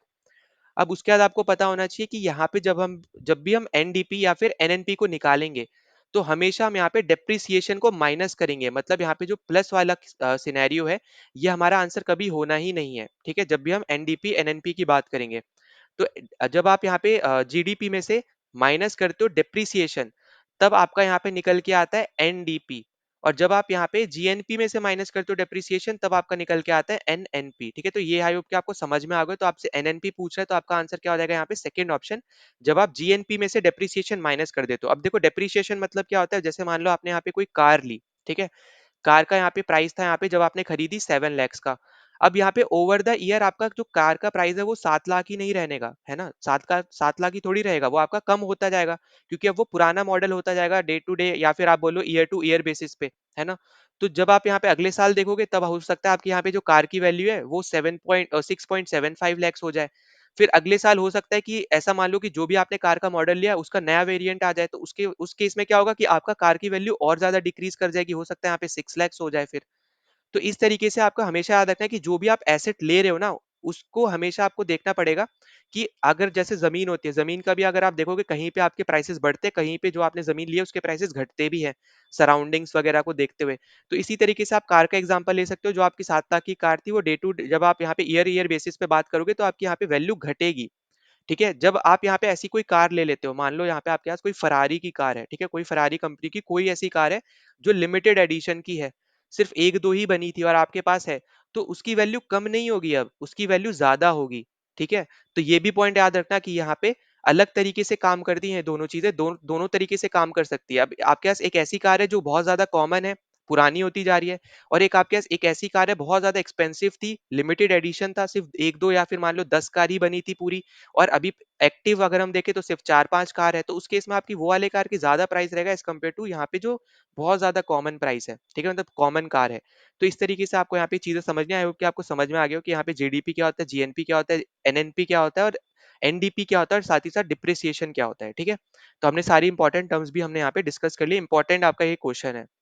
नाउ अगले क्वेश्चन पे चलते हैं। तो अगला क्वेश्चन भी आपका यहाँ पे इकोनॉमिक्स से रिलेटेड है, और ये आपका अनएम्प्लॉयमेंट से रिलेटेड क्वेश्चन है। तो आपसे यहाँ पे पूछ रहा है कि कोई आपकी कंपनी है, उसको जरूरत थी सिर्फ यहाँ पे 10 लोगों की, क्योंकि जितना काम है वो 10 लोग कर सकते थे, तो उनको जरूरत थी सिर्फ 10 लोगों की, पर उन्होंने हायर कर लिए यहाँ पे 20 लोग। तो आपसे फिर पूछा जा रहा है कि यहाँ पे ये कौन से टाइप की अनएम्प्लॉयमेंट है। ठीक है, तो यहाँ पे ये एम आपका हट गया है, तो यहाँ पे ई एम है। ठीक है, अनएम्प्लॉयमेंट कौन से तरीके की है ये आपसे पूछा जा रहा है। तो देखो हमेशा याद रखना ये आपकी रहेगी डिसगाइज्ड अनएम्प्लॉयमेंट। ठीक है, तो यहाँ पे थर्ड ऑप्शन करेक्ट हो जाएगा। डिसगाइज आपकी ऐसी अनएम्प्लॉयमेंट होती है बेसिकली जहाँ पे कम लोगों की जरूरत होती है पर लोग ज्यादा हायर हो जाते हैं। ठीक है, जैसा आपको यहाँ पे देखने को मिल रहा है, और ये ज्यादातर जो डिसगाइज अनएम्प्लॉयमेंट है ना, ये आपको देखने को मिलेगी एग्रीकल्चर फील्ड में, जहाँ पे सिर्फ एक या दो लोग, मान लो आपकी यहाँ पे कोई जमीन है, ठीक है, अब उसको यहाँ पे एग्रीकल्चर में आपको यहाँ पे कल्टीवेट करना है, तो वो सिर्फ वो एक दो लोग ही कर सकते हैं, पर उस पर आपने मान लो यहाँ पे 4 लोग काम कर रहे हो, 5 लोग काम कर रहे हो, तो वो ज्यादा जो आपके यहाँ पे लोग है ना, जो आपके यहाँ पे एक्स्ट्रा 2-3 लोग हैं, वो बेसिकली आपके इसमें फॉल करेंगे। ठीक है, जहाँ पे आपको जरूरत थी सिर्फ दो की, 2 लोग मिलके कर सकते थे कंप्लीट, पर वहां पे आपने 4-5 लोग को काम दे दिया, है ना, तो वो आपका डिसगाइज में आ जाएगा। इसी तरीके से आपकी और भी तरीके की आपकी अनएम्प्लॉयमेंट होती है। अब जैसे आपको यहाँ पे दे रखी है स्ट्रक्चरल अनएम्प्लॉयमेंट। अब स्ट्रक्चरल अनएम्प्लॉयमेंट क्या होती है, यहाँ पे जहाँ पे आपका मिसमैच हो जाता है, किसका मिसमैच होगा, आपके स्किल्स का मिसमैच हो जाएगा। ठीक है, मिसमैच हो जाएगा यहाँ पे किसका, स्किल्स का। जैसे मान लो यहाँ पे आप आईटी में काम कर रहे हो, ठीक है, आईटी इंडस्ट्री में, और आपकी यहाँ पे प्रेजेंट टाइम की अभी नीड है कि आपको जावा आना चाहिए, जावा एक प्रोग्रामिंग लैंग्वेज होती है, अगर वो आपको आनी चाहिए, ठीक है, पर आपको आती है पाइथन, जो एक और अलग तरीके की आपकी लैंग्वेज है। तो यहाँ पे क्या आपको देखने को मिल रहा है कि आपका यहाँ पे जो स्किल है वो यहाँ पे मिसमैच हो रहा है, और इसकी वजह से आपको जॉब नहीं मिल रही है। तो ये आपका आता है यहाँ पे स्ट्रक्चरल अनएम्प्लॉयमेंट में, जहाँ पे आपकी स्किल अलग है और रिक्वायरमेंट आपकी अलग है। वही सेम सिनेरियो आप कोई भी डिफरेंट आपकी यहाँ पे इंडस्ट्री में भी ले सकते हो। ठीक है, जरूरी नहीं सिर्फ आईटी में ही ऐसा हो, और भी इंडस्ट्रीज में ऐसा होता है। फिर उसके बाद आता है आपका यहाँ पे सीजनल अनएम्प्लॉयमेंट। सीजनल अनएम्प्लॉयमेंट मतलब हो गया कि यहाँ पे आपको सीजन के बेसिस पे ही काम मिलता है। ठीक है, गर्मी में सिर्फ काम आपको मिल रहा है, पर ठंडियों में आपको वो काम नहीं मिल रहा है, तो वो सब आपकी जो जॉब्स होती है उस तरीके की, वो सब आपकी यहाँ पे सीजनल अनएम्प्लॉयमेंट के अंदर यहाँ पे आती है। ठीक है, ये सीजन के ऊपर बेस्ड रहती है। फिर आपका होता है यहाँ पे फ्रिक्शनल अनएम्प्लॉयमेंट, जिसको हम यहाँ पे फंक्शनल के नाम से भी जानते हैं। ठीक है, तो ये भी आपको यहाँ पे याद रखना है, फंक्शनल अनएम्प्लॉयमेंट के नाम से भी हम इसको यहाँ पे जानते हैं। अब इसमें क्या होता है, जो आपका यहाँ पे मान लो आप यहाँ पे काम कर रहे थे किसी एक एक्स कंपनी में, ठीक है, आप वहां से लीव करके आ जाते हो, उसको आप यहाँ पे छोड़ देते हो, और जो आपकी वाई कंपनी है उसको आप यहाँ पे मान लो ज्वाइन कर लेते हो। आपने लीव किया, मान लेते हैं हम लोग यहाँ पे मई 2025 में, ठीक है, और आपने यहाँ पे वाई जो कंपनी है उसको आपने यहाँ पे ज्वाइन किया, मान लेते हैं हम यहाँ पे अगस्त में 2025 में। तो ये जो बीच के ईयर रह गए ना, मई जून जुलाई, ठीक है, मतलब यहाँ पे जून और ये आपका जुलाई, तो ये जो 2 ईयर है ये आपके लिए रहेंगे यहाँ पे फ्रिक्शनल अनएम्प्लॉयमेंट के ईयर। मतलब यहाँ पे कहने का क्या है कि आप यहाँ पे नौकरी आपने छोड़ी और दूसरी नौकरी आप जब ढूंढ रहे हो, या फिर मान लो आप ज्वाइन करने से पहले का जो यहाँ पे पीरियड रहेगा, उसको आप बोलोगे यहाँ पे फ्रिक्शनल अनएम्प्लॉयमेंट। ठीक है, आई होप कि आपको ये चीज भी समझ में आ गई हो। फिर उसके बाद लास्ट आपका एक और तरीके का रहता है, एक और लास्ट तरीका है, वो है आपका यहाँ पे साइक्लिकल अनएम्प्लॉयमेंट। अब साइक्लिकल अनएम्प्लॉयमेंट जैसे अगर हम बात करें आईटी इंडस्ट्री में वापस अगर हम चले, क्योंकि अभी अभी आप देखोगे तो ज्यादातर यहाँ पे आपको ये सिनेरियोस आईटी इंडस्ट्री में ज्यादा देखने को मिलेंगे। कैसे सिनेरियोस, जहाँ पे आपका मान लो कोई बिजनेस साइकिल चल रही है, ठीक है, मतलब यहाँ पे जैसे हमने फिक्शनल हमने डिस्कस किया था ना, जो हमने 1 अप्रैल से हमारे यहाँ पे 31 मार्च तक रहता है, जो हमारा यहाँ पे ईयर रहता है, ठीक है। तो उस पर्टिकुलर टर्म में अगर हम बात करें तो हर एक कंपनी का अलग अलग आपका यहाँ पे फाइनेंशियल ईयर रहता है, ठीक है। तो उसी तरीके से अगर हम यहाँ पे बात करते हैं, मान लो यहाँ पे कि कंपनी को घाटा हो जाता है, तो उसमें क्या होगा कि आपको यहाँ पे एक तरीके से वो निकाल देंगे, है ना। या फिर आपको एक तरीके से प्रेशराइज यहाँ पे हो सकता है कि आपको यहाँ पे बोले कि आप खुद से ही लीव कर दो, क्योंकि अगर खुद से लीव नहीं करोगे, अगर कंपनी निकालेगी, तो आगे जाके दूसरी कंपनी यहाँ पे आपको जॉब देने के यहाँ पे जो चांसेस रहेंगे बहुत ज्यादा कम रहेंगे, ठीक है। तो क्योंकि आपका यहाँ पे जो लेटर वगैरह आपको यहाँ पे बाद में मिलता है, वो भी यहाँ पे सिनेरियो बन जाता है। तो ये सब चीजें आपको यहाँ पे थोड़ा इसका आइडिया होना चाहिए। तो यहाँ पे क्या होता है बेसिकली, यहाँ पे आपको जो साइक्लिकल अनएम्प्लॉयमेंट है, ये आपको देखने को मिलती है रिसेशन के टाइम पे, जब कंपनी यहाँ पे रिसेशन में जा रही हो, ठीक है, जहाँ पे आपको बहुत ज्यादा कंपनी में प्रॉफिट नहीं हो रहा है, लॉसेज वो यहाँ पे थोड़ी झेल रही है, तो हमें देखने को मिलता है यहाँ पे लेड ऑफ, ठीक है। जो आप देखते हो ना प्रेजेंट न्यूज में भी, अगर आप देखोगे तो आईटी इंडस्ट्री में सबसे ज्यादा ले ऑफ वगैरह यहाँ पे चलते हैं, जहाँ पे एम्प्लॉयज को कंपनी या तो निकाल देती है, या फिर एक तरीके से यहाँ पे एम्प्लॉय खुद ही वो यहाँ से निकल जाते हैं, ठीक है। तो वो आपका होता है यहाँ पे लेड ऑफ। तो ये आपका प्राइम एग्जांपल है आपका आपका यहाँ पे साइक्लिकल अनएम्प्लॉयमेंट का, ठीक है। तो ये सब आपको यहाँ पे याद रखने हैं। नाउ अगले क्वेश्चन में आपसे पूछा जा रहा है कि हम M3 जो टाइप का मनी होता है, हम कैसे यहाँ पे ऑब्टेन कर सकते हैं, या फिर कैसे हम यहाँ पे ले सकते हैं। तो देखो, ये भी आपका एक बहुत ज्यादा इंपॉर्टेंट तरीके का यहाँ पे क्वेश्चन है इकोनॉमिक्स से, आपके एसएससी टाइप के एग्जाम्स में या फिर कोई भी एग्जाम में, ठीक है। आप सीडीएस में भी देखोगे ऐसे क्वेश्चन आते हैं, सीएपीएफ में भी आते हैं, और दूसरा आपके एग्जाम्स में भी आते हैं।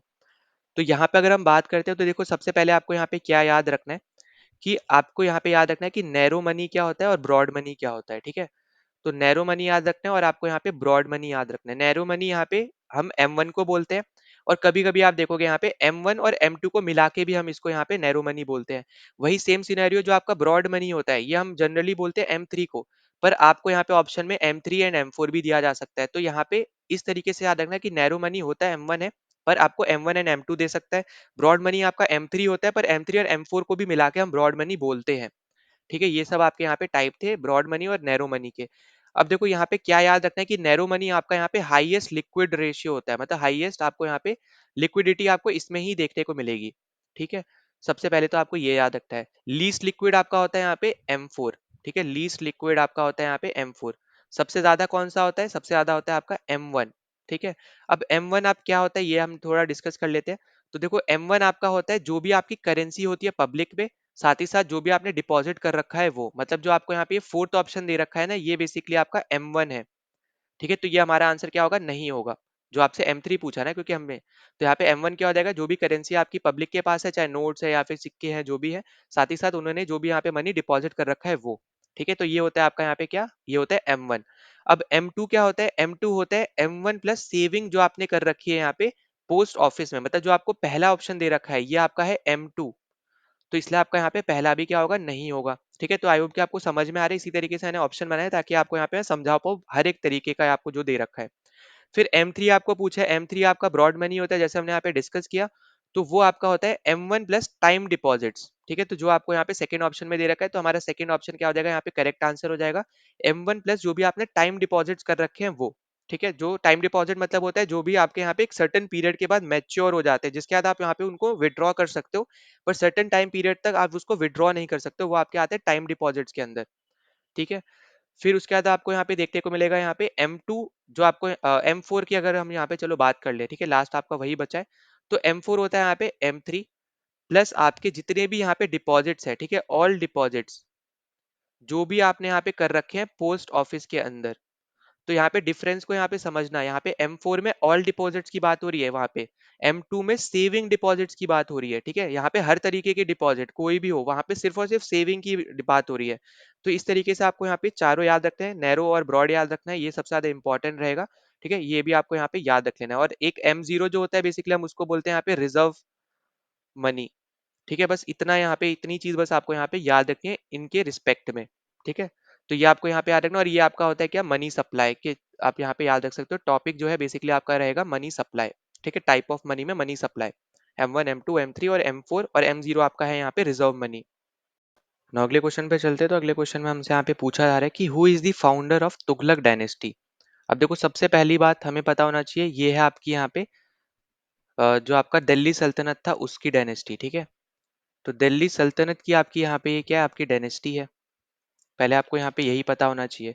उसके बाद दूसरा पॉइंट आपको यहाँ पे क्या पता होना चाहिए कि यहाँ पे आपको अगर इनकी जो डायनेस्टीज अगर आपको इजी टर्म्स में याद रखनी है तो ऐसे याद रख लेना, साउथ कोरिया टू श्रीलंका। ठीक है, इस तरीके से याद रख लेना, फुल फॉर्म लिख लेना आप। यहाँ पे मैंने सिर्फ पहला पहला लेटर लिखा है, तो साउथ कोरिया टू श्रीलंका। अब पहला आपका क्या है यहाँ पे, स्लेव डायनेस्टी, जिसको हम लोग यहाँ पे ममलुक के नाम से भी जानते हैं। ठीक है, तो कहीं आपको स्लेव डायनेस्टी दे सकता है, कहीं आपको मंगलुक डायनेस्टी भी दे सकता है। दूसरी आपकी क्या है, दूसरी आपकी यहाँ पे खिलजी डायनेस्टी। तीसरी क्या है, तीसरी आपकी है यहाँ पे तुगलक डायनेस्टी। और उसके बाद कौन सी आई थी, फिर आई थी आपकी सैयद डायनेस्टी। और उसके बाद आपकी यहाँ पे आई थी लोधी डायनेस्टी। ठीक है, तो ये सब आपको यहाँ पे नाम याद रखने हैं। और यहाँ पे जो इंपॉर्टेंट चीज़ है वो सब आपको यहाँ पे याद रखनी है, जो अब हम यहाँ पे एक एक करके डिस्कस करेंगे। ठीक है, तो पहले आपकी स्लेव डायनेस्टी, फिर खिलजी, तुगलक, फिर सैयद और फिर लोधी। तो आपको इस तरीके से भी क्वेश्चन दे सकता है, जहां आपको अरेंज करने के लिए बोले तो आपको बस ये याद रख लेना, साउथ कोरिया टू श्रीलंका। ठीक है, अब देखो इसके अलावा अगर हम यहाँ पे आगे बात करें तो यहाँ पे जो आपसे क्वेश्चन पूछा गया है उससे पहले हम यहाँ पे बाकी जो आपकी डायनेस्टीज एक एक करके आ रही है वो हम यहाँ पे डिस्कस करते हैं। जैसे सबसे पहले आपकी यहाँ पे स्लेव डायनेस्टी आई, तो फाउंडर कौन था यहाँ पे, मैंने आपको अभी थोड़ी देर पहले क्वेश्चन में बताया था, जो आपका यहाँ पे मोहम्मद गौरी था वो यहाँ पे किसको छोड़ के गया था, आपका यहाँ पे कुतुबुद्दीन ऐबक को छोड़ के गया था।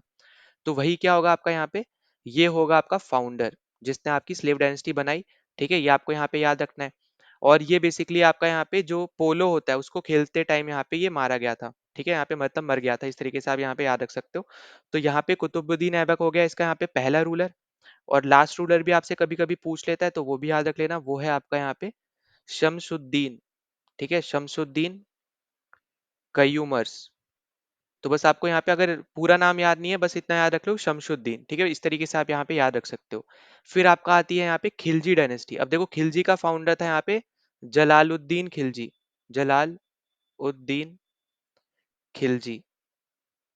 ठीक है, तो ये सबसे पहले तो आपको ये पता होना चाहिए। यहाँ पे बहुत लोग कंफ्यूज होते हैं कि आपका अलाउद्दीन खिलजी फाउंडर है, तो ऐसा नहीं है, जलालुद्दीन खिलजी आपका फाउंडर है। ठीक है, तो ये सबसे पहली चीज तो हमें यहाँ पे यही पता होना चाहिए, बहुत ज्यादा इंपॉर्टेंट आपका यहाँ पे रहेगा। उसके लास्ट रूलर आपको अगर पूछा जाता है तो वो आपका हो जाएगा यहाँ पे कुतुबुद्दीन मुबारक शाह। ठीक है, कुतुबुद्दीन मुबारक शाह। ठीक है, तो ये आपका हो जाएगा इंपॉर्टेंट रूलर है, ये आपके पहले है, फर्स्ट जो फाउंडर है बेसिकली ये आपका है लास्ट रूलर। इसके बाद आपकी आ जाती है तुगलक डायनेस्टी, जो आपको यहाँ पे दे रखा है। तो यहाँ पे फाउंडर है यहाँ पे घियासुद्दीन तुगलक। ठीक है, यहाँ पे भी लोग कंफ्यूज होते हैं, यहाँ पे मोहम्मद बिन तुगलक को फाउंडर मान लेते हैं, वो नहीं है। घियासुद्दीन तुगलक आपका यहाँ पे फाउंडर रहेगा यहाँ पे तुगलक डायनेस्टी का। ठीक है, तो सबसे पहले तो हमें यहाँ पे ये पता होना चाहिए। फिर लास्ट रूलर कौन है ये अगर हम बात करें तो ये आपका रहेगा यहाँ पे नासिरुद्दीन। यहाँ पे चलो मैंने दे ही रखा है तो मैं लिख नहीं रहा हूँ, तो यहाँ पे हम बाकी थोड़ा लिख लेंगे। तो ये है आपका यहाँ पे लास्ट रूलर।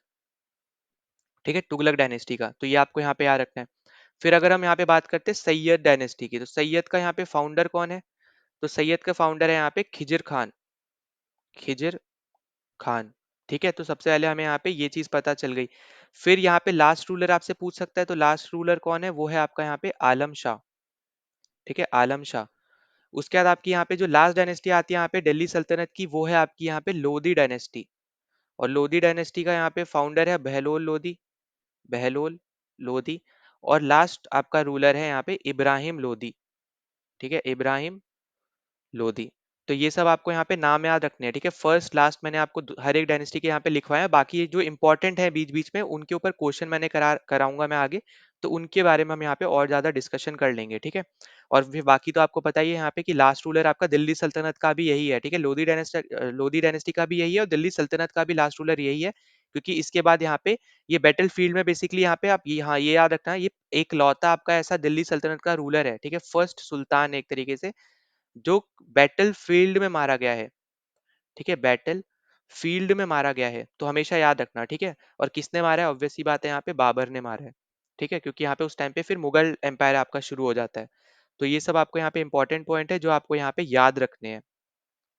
ठीक, अब यहाँ पे हाँ एक और चीज जो मैंने आपको पहले क्वेश्चन में बताई थी, और ये कौन सी बैटल फील्ड जो आपकी ये लड़ाई हुई थी उसको हम क्या बोलते हैं यहाँ पे, इसको हम बोलते हैं first battle of Panipat. First battle of Panipat. ये हमने पिछले वीडियो में यहाँ पे आई गेस यहाँ पे डिस्कस भी किया है। ठीक है, तो ये आपको यहाँ पे याद रखना है, बैटल्स ऑफ पानीपत हमने यहाँ पे डिस्कस कर रखी है। तो यहाँ पे इब्राहिम लोदी आपका लास्ट रूलर था, लोदी डायनेस्टी का भी, आपका दिल्ली सल्तनत का भी, और ये पहला ऐसा रूलर था जो किसी बैटल फील्ड में मारा गया, किसी लड़ाई के क्षेत्र में मारा गया, एक इस तरीके से आप यहाँ पे याद रख सकते हो। और वो बैटल जो थी उसका नाम था यहाँ पे फर्स्ट बैटल ऑफ पानीपत। ठीक है, किसने हराया था? बाबर ने हराया था। ये सब आपको यहाँ पे पता होना चाहिए। ना अगले क्वेश्चन पे चलते हैं। तो यहाँ पे आपसे पूछा है कि दीवाने अर्ज यहाँ पे किसने बनवाया था। ठीक है, तो देखो सबसे पहले तो आपको यहाँ पे याद रखना है कि जो दीवाने अर्ज है वो बेसिकली आपका एक मिलिट्री डिपार्टमेंट था। ठीक है, तो आपको यहाँ पे इंग्लिश में भी पूछा जा सकता है, तो ये भी याद रखना है कि ये आपका क्या है, एक मिलिट्री डिपार्टमेंट था। ठीक है, और ये किसने बनवाया था? तो ये बनवाया था यहाँ पे बलबन ने। और ये इंपॉर्टेंट चीज है जो एक और आपको यहाँ पे याद रखनी है बलबन से रिलेटेड, अगर हम पहले यहाँ पे डिस्कस कर ले, तो बलबन ने आपका यहाँ पे जो चहलगनी सिस्टम था इसको यहाँ पे हटाया था, या फिर अबॉलिश बोले, या फिर डिस्ट्रॉय किया था। ठीक है, डिस्ट्रॉय लिख सकते हो या फिर अबॉलिश भी लिख सकते हो। ठीक, इसके बाद दीवाने अर्ज हमने यहाँ पे डिस्कस किया, ये आपको यहाँ पे बहुत ज्यादा इंपॉर्टेंट है, इसको आपको यहाँ पे याद रखना ही है। ठीक है, इसके बाद इसने यहाँ पे दो तरीके की यहाँ पे सेरेमनी यहाँ पे शुरू करी थी। ठीक है, कौन सी यहाँ पे दो सेरेमनीज थी? पहला था यहाँ पे सिजदा, मतलब यहाँ पे जो उस टाइम पे सुल्तान है, जैसे यही तो सुल्तान हो गया ना बलबन, तो लोग जो है यहाँ पे इसके सामने सर झुकाएंगे। ठीक है, ये आपका यहाँ पे था सिजदा। दूसरा था आपका यहाँ पे पैबोस, मतलब यहाँ पे सुल्तान के जो कदम है, मतलब फीट जो है यहाँ पे उस पे किस करेंगे या फिर चूमेंगे। ठीक है, तो एक तरीके से आपने ये सब मूवीज वगैरह में भी देख रखा है, दिखाया जो है। तो ये दो आपके सिस्टम है जो इसने यहाँ पे शुरू करे थे। फिर इसने यहाँ पे टाइटल किसका लिया था, ये भी आपसे पूछा जा सकता है। तो इसने टाइटल लिया था यहाँ पे जिल्ले इलाही का। ठीक है, जिल्ले इलाही का यहाँ पे टाइटल लिया था, जिसको हम इंग्लिश में बोलते हैं शेडो ऑफ गॉड। ठीक है, जिसको हम इंग्लिश में क्या बोलते हैं? शेडो ऑफ गॉड के नाम से भी जानते हैं। ये भी आपको यहाँ पे याद रखना है, तो ये भी मैं यहाँ पे लिख दे रहा हूँ। फिर इसके बाद अगर हम आगे बात करते हैं, तो इसने यहाँ पे अपॉइंट किए थे यहाँ पे बारीज। अब बारीज क्या होते हैं यहाँ पे? ये थे आपके स्पाई। ठीक है, स्पाइज आपके यहाँ पे हुआ करते थे उस टाइम पे। तो ये सब आपको यहाँ पे याद रखना है। बाकी हमने इसके बाद हमने यहाँ पे देखा था, इसके बाद कोई बहुत बड़ा रूलर है आपका आया नहीं था। और ये आपका किसका रूलर है ये भी याद रखना है, ये आपका स्लेव डायनेस्टी का रूलर है। ठीक है, मंगलुक डायनेस्टी का रूलर है। फिर इसके अलावा और भी यहाँ पे इसके रूलर अगर हम बात करें स्लेव डायनेस्टी के, तो एक थी आपकी यहाँ पे रजिया सुल्तान, जो कि पहली मुस्लिम फीमेल रूलर थी यहाँ पे। ठीक है, ये भी आपको यहाँ पे याद रखना है। फर्स्ट मुस्लिम लेडी थी यहाँ पे जिसने रूल किया था।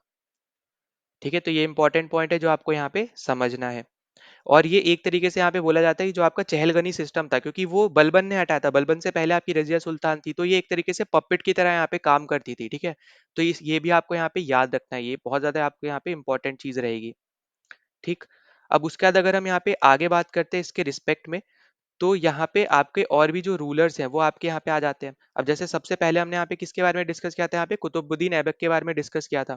अब उसके बारे में थोड़ा डिस्कस करते हैं यहाँ पे। तो मैंने पिछले में यहाँ पे पेज छोड़ रखा था, पर चलो यहाँ पे मैं करा देता हूँ। फाउंडर्स वाला मैंने इससे पिछले वाले जो क्वेश्चन है वो मैंने यहाँ पे ही करा दिया, तो मैं अगला जो पेज है वो इस वाले क्वेश्चन के लिए दे देता हूँ। ठीक है, तो यहाँ पे देखो आपको याद क्या रखना है, यहाँ पे जो हम जब भी हम बात करेंगे यहाँ पे कुतुबुद्दीन ऐबक की, तो कुतुबुद्दीन ऐबक जो है यहाँ पे, आपको पता है मोहम्मद गौरी इसको छोड़ के गया था। तो इसको हम लोग यहाँ पे, मतलब इसने अपना टाइटल जो लिया था इसको बोलते थे यहाँ पे लख बख्श। ठीक है, तो ये भी आपको यहाँ पे याद रखना है। साथ ही साथ कुरान खान, कुरान खान। ठीक है, टाइटल्स भी आपसे पूछ लिए जाते हैं। फिर इसने यहाँ पे कौन कौन से कंस्ट्रक्शंस किए थे ये भी आपसे पूछा जाता है। जैसे इसने शुरू किया था यहाँ पे कुतुब मीनार का कंस्ट्रक्शन। ठीक है, इसने यहाँ पे स्टार्ट किया था, याद रखना। इसके टाइम पे, इसके टाइम पीरियड पे फिनिश नहीं हो पाया था, इसने बस स्टार्ट किया था।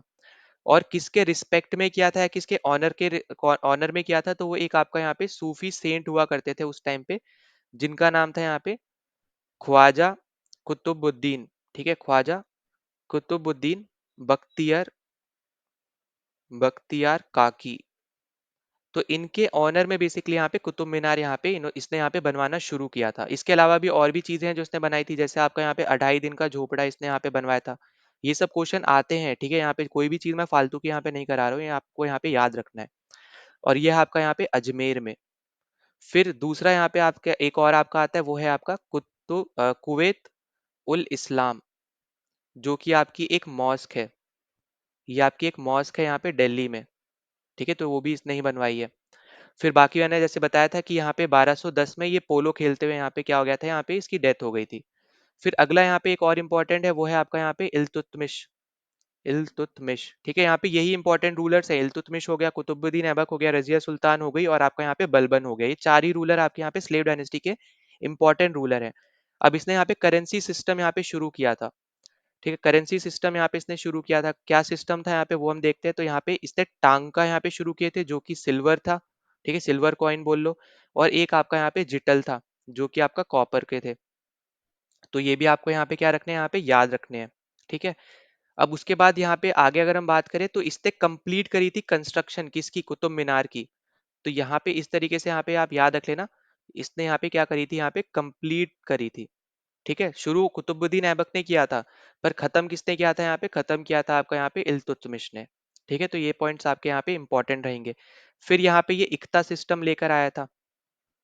ठीक है, ये भी आपसे पूछा जाता है। इक्ता मतलब होता है यहाँ पे जमीन, ठीक है, लैंड। ठीक है, लैंड से रिलेटेड यहाँ पे सिस्टम लेके आया था। फिर यहाँ पे कौन बेसिकली यहाँ पे कलेक्ट करेगा रेवेन्यू, तो वो आपका यहाँ पे था इक्तेदार। ठीक है, ये भी आपसे कभी कभी पूछ लेता है, तो ये भी आपको सब यहाँ पे याद रख लेना है। ठीक है, तो यहाँ पे इससे रिलेटेड हमने यहाँ पे जो चीजें डिस्कस करी है वो आपको यहाँ पे क्या रखनी है, यहाँ पे याद रखनी है। ठीक है, बहुत ज्यादा आप यहाँ पे समझ सकते हो, यहाँ पे इंपॉर्टेंट है। और इसी के टाइम पे आपका चहलगनी शुरू हुआ था। ठीक है, यहाँ पे ये भी याद रख लेना। तो चहलगनी इसको बोलते हैं, यहाँ पे आप बोल सकते हो, यहाँ पे यहाँ पे चलो मैं लिख ही देता हूँ। चहलगनी आप इसको बोलते हो, या फिर इसको कहीं कहीं पे चालीसा के नाम से भी जानते हैं, या फिर कॉप्स ऑफ 40 के नाम से भी जानते हैं। ठीक है, या फिर इसको हम दाल चालीसा के नाम से भी जानते हैं। ठीक है, तो ये बेसिकली आपके यहाँ पे ये एडवाइजर हुआ करते थे उस टाइम पे, पर धीरे धीरे इनकी बहुत ज्यादा यहाँ पे पावर बढ़ गई थी। ठीक है, जो कि हमने बाद में जाके देखा भी। तो ये 40 मेंबर्स यहाँ पे हुआ करते थे इसके अंदर। ठीक है, आपसे नंबर भी पूछ सकता है, तो 40 मेंबर्स होते थे जो एडवाइजर्स होते थे एक तरीके से। ठीक है, तो जब यहाँ पे इल्तुतमिश की डेथ हुई, उसके बाद चैलगनी की जो पावर थी वो बहुत ज्यादा आप बोल सकते हो यहाँ पे बढ़ गई थी। ठीक है, तो यही आपको यहाँ पे याद रखना है। मोस्ट पावरफुल जो आपके अब लोग हो गए थे वो आपके चहलगनी हो गए थे, रूलर से भी ज्यादा। शुरू आपका इल्तुतमिश ने किया था। ठीक है, बस यही सब आपके इंपॉर्टेंट पॉइंट्स थे स्लेव डायनेस्टी से के रिस्पेक्ट में।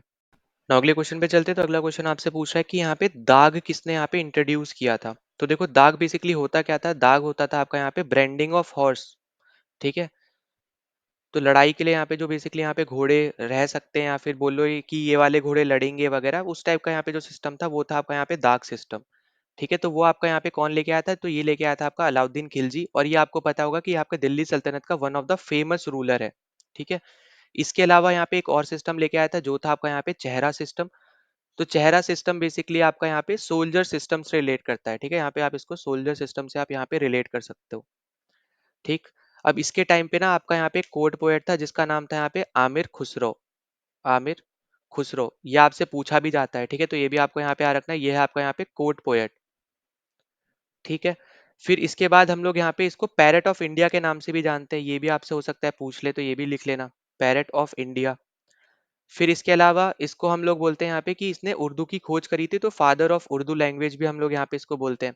साथ ही साथ यहाँ पे इसने सितार का भी यहाँ पे इन्वेंट किया था। ठीक है, इन्वेंटर ऑफ सितार भी हम लोग इसको यहाँ पे बोलते हैं। और यहाँ पे कवाली का भी इसने ही इन्वेंट की थी। ठीक है, कवाली वगैरह।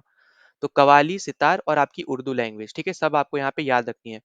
वर्क की अगर हम बात करें तो इसने यहाँ पे लिखी थी यहाँ पे तुगलकनामा। ठीक है, तुगलकनामा और आपकी यहाँ पे लैला मजनू, लैला मजनू। तो ये सब आपको यहाँ पे याद रखने हैं। ठीक, अब उसके बाद आपको यहाँ पे और क्या याद रखना है कि यहाँ पे जो आपका अलाउद्दीन खिलजी है इसने शुरू किया था यहाँ पे पोस्टल सिस्टम।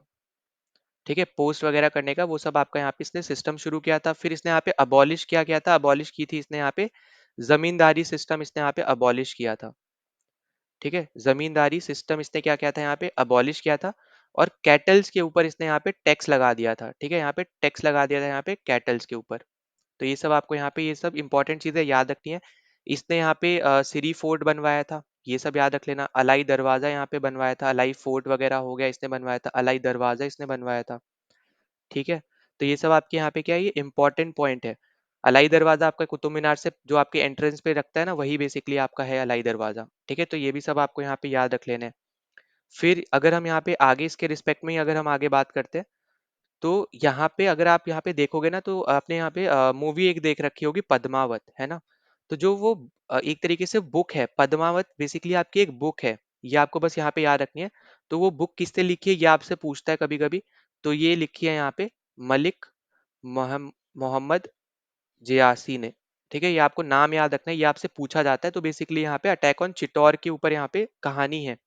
ठीक है, चित्तौड़ जो था आपका उसके ऊपर कहानी बेसिकली यहाँ पे लिखी गई है, कैसे आपका अलाउद्दीन खिलजी ने चित्तौड़ के ऊपर यहाँ पे अटैक वगैरह किया था, सब कुछ यहाँ पे इसमें दिया हुआ है। तो ये आपको यहाँ पे याद रखना है। इसके अलावा यहाँ पे इसको मंडीज वगैरह भी यहाँ पे इसने बनवाई थी, ये आपको यहाँ पे याद रखनी है। ठीक है, तो ये आपके लिए यहाँ पे इंपॉर्टेंट चीजें हो जाएंगी। मंडी से रिलेटेड इसने काम किए थे, ये आपको यहाँ पे याद रखना है। और साथ ही साथ यहाँ पे प्लेस फॉर जस्टिस वाला जो यहाँ पे सिस्टम था, मतलब यहाँ पे बेसिकली यहाँ पे इसने शुरू क्या किया था, इसने शुरू किया था यहाँ पे सराय ए आदल, जो कि यहाँ पे प्लेस थी यहाँ पे, ठीक है, इसको बोला जाता था प्लेस ऑफ जस्टिस। तो ये सब भी चीजें आपको यहाँ पे याद रखनी है, इंपॉर्टेंट चीजें हैं, ठीक है। मंडी में आपके यहाँ पे जो नॉर्मल ग्रेन्स वगैरह हो गई वो तो वो भी मिलती थी, इम्पोर्टेड जो आपकी चीजें हैं वो भी मिलती थी, और आपके यहाँ पे जो स्लेव मार्केट होती थी वो भी होती थी यहाँ पे, ठीक है। तो ये सब चीजें आपको यहाँ पे याद रखनी है, इंपॉर्टेंट चीजें हैं इसके रिस्पेक्ट में, ठीक है। अलाउद्दीन खिलजी और आपका यहाँ पे आमिर खुसरो के बारे में जो जो मैंने आपको यहाँ पे बताया वो सब। ना अगले क्वेश्चन पे चलते हैं। तो अगला क्वेश्चन आपसे पूछा जा रहा है कि दीवान ए कोल किसने बनवाया था, ठीक है। अब दीवान ए कोल क्या है यहाँ पे, ये है आपका department of agriculture, department of agriculture, ठीक है।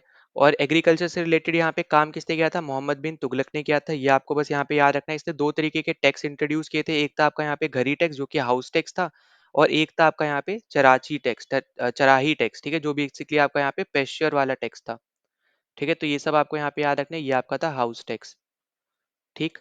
इसका टाइम पीरियड क्या था मोहम्मद बिन तुगलक का, तो ये था 1325 से लेके 1351 तक, ठीक है। तो ये भी पॉइंट आपका इंपॉर्टेंट रहेगा, ये आपको यहाँ पे याद रखना है।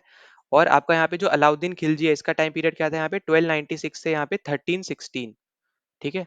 1296 से लेके 1316 आपको अलाउद्दीन खिलजी का भी यहाँ पे टाइम पीरियड याद रखना है।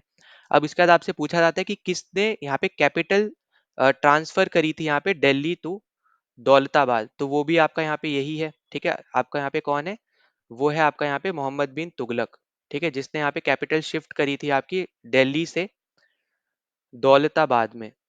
तो ये भी आपको यहाँ पे याद रखना, और फिर वापस से ये वापस दिल्ली भी ले आया था, ठीक है। तो यहाँ पे लाया था वापस 1330 में, और शिफ्ट करी थी यहाँ पे 1327 में। तो ये सभी चीजें आपको यहाँ पे याद रखनी है, ठीक। तो ये आपको यहाँ पे इंपॉर्टेंट चीज हो जाएगी। इसके अलावा अगर हम बात करें तो यहाँ पे आपको इब्ने बतूता भी देखने को मिलते हैं, ठीक है। इब्ने बतूता जो बेसिकली आपके यहाँ पे एक मोरक्कन मोरक्कन ट्रैवलर थे, ठीक है। तो ये भी पॉइंट आपके लिए यहाँ पे इंपॉर्टेंट है, ये सब आपको यहाँ पे याद रखना है। और इसके अलावा यहाँ पे इनकी बुक भी पूछी जाती है कभी कभी, तो इनकी बुक है यहाँ पे रिहाला, ठीक है। और फिरोज शाह तुगलक के बारे में बस थोड़ी सी चीज अगर हम यहाँ पे डिस्कस कर ले, तो फिरोज शाह तुगलक के बारे में, अच्छा अगला क्वेश्चन मैंने यहाँ पे चलो दे ही रखा है। तो यहाँ पे हु इंट्रोड्यूस दीवाने खैरियत, तो यहाँ पे दीवाने खैरियत किसने इंट्रोड्यूस किया था, वो था आपका यहाँ पे फिरोज शाह तुगलक, ठीक है। अब देखो तुगलक डायनेस्टी में आपका एक मोहम्मद बिन तुगलक इंपॉर्टेंट है और आपका एक फिरोज शाह तुगलक इंपॉर्टेंट है। तो आपका जो दीवाने खैरियत है, ये बेसिकली इसको यहाँ पे बोला जाता था department department of poor and needy people, department of poor and needy people, ठीक है।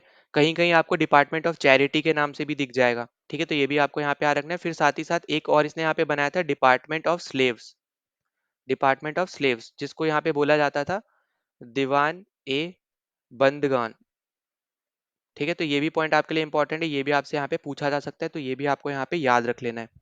इसके बाद इसने जो इक्ता सिस्टम था ना, जो उसमें इक्तेदारी थी, जो बेसिकली यहाँ पे रेवेन्यू कौन कलेक्ट करेगा, वो आपके थे ना इक्तेदार। तो वो बेसिकली आपके जो इक्तारी सिस्टम था, उसको इसने यहाँ पे हेरारिकल बना दिया, मतलब हेरिडेटरी बना दिया। मतलब यहाँ पे अगर मान लो कोई यहाँ पे कोई इंसान है, जो अगर वो यहाँ पे इक्तेदार है, तो उसका ही बेटा इक्तेदार बनेगा, फिर इसका बेटा इक्तेदार बनेगा। इस तरीके से इसने क्या कर दिया था, यहाँ पे हेरिडेटरी सिस्टम बना दिया था इसको, ठीक। तो ये भी आपको यहाँ पे याद रखना है। इसने फिर चार आपके जो टाउन्स है वो इसने स्टैब्लिश करे थे, कौन कौन से थे, एक था आपका यहाँ पे फिरोजाबाद, ठीक। फिर आपका था यहाँ पे एक फतेहाबाद, फिर आपका था यहाँ पे एक जौनपुर, और फोर्थ आपका था यहाँ पे हिसार। तो ये चार टाउन इसने क्या किए थे, यहाँ पे स्टैब्लिश किए थे, ये भी आपको यहाँ पे याद रखना है, ठीक है, स्टैब्लिश किए थे। फिर इसके अलावा यहाँ पे अगर हम आगे बात करें तो इस रिस्पेक्ट में हमें यहाँ पे देखने को मिला था कि चार यहाँ पे इसने टैक्स लगाए थे। पहला था आपका यहाँ पे जिजिया, जो नॉन मुस्लिम्स पे लगता था, ठीक है। ये तो हर एक को यहाँ पे पता ही चल चुका है, ये तो ज्यादा कुछ यहाँ पे बताने का नहीं है। फिर आपका था यहाँ पे खैरेज, जो बेसिकली आपका एक लैंड टैक्स हुआ करता था, ये लैंड टैक्स था। ये आपका नॉन मुस्लिम्स जो होते थे उन पे टैक्स लगता था, ठीक है। तो ये आपको यहाँ पे याद रखना है। इसके अलावा आपका एक जैरत जैकेट नाम का एक टैक्स था, जिसपे यहाँ पे 2% टैक्स लगता था यहाँ पे प्रॉपर्टी पे, ठीक है, 2% टैक्स ऑन प्रॉपर्टी। फिर आपका एक और टैक्स था, वो था आपका यहाँ पे खेम्स, ठीक, जिसपे बेसिकली यहाँ पे 1/5 का टैक्स लगता था, ठीक है। बस इतनी सी चीज आपको यहाँ पे याद रखनी है, जो भी यहाँ पे चीजें वॉर के टाइम पे लूटी गई हैं उसका 1/5 आपका टैक्स लगता था, बस, ठीक है। तो ये चीज़ आपको सब यहाँ पे याद रख लेना, इंपॉर्टेंट चीज़ें हैं जो हमने यहाँ पे डिस्कस करी हैं। अच्छा, इसके अलावा एक और चीज़ याद रख लेना, इसने यहाँ पे जो अशोकन पिलर थे वो बेसिकली यहाँ पे हटाए थे, मतलब हटाए मतलब इन द सेंस कि एक जगह से दूसरी जगह लगा दिए थे, ठीक है, ऐसे याद रख लेना।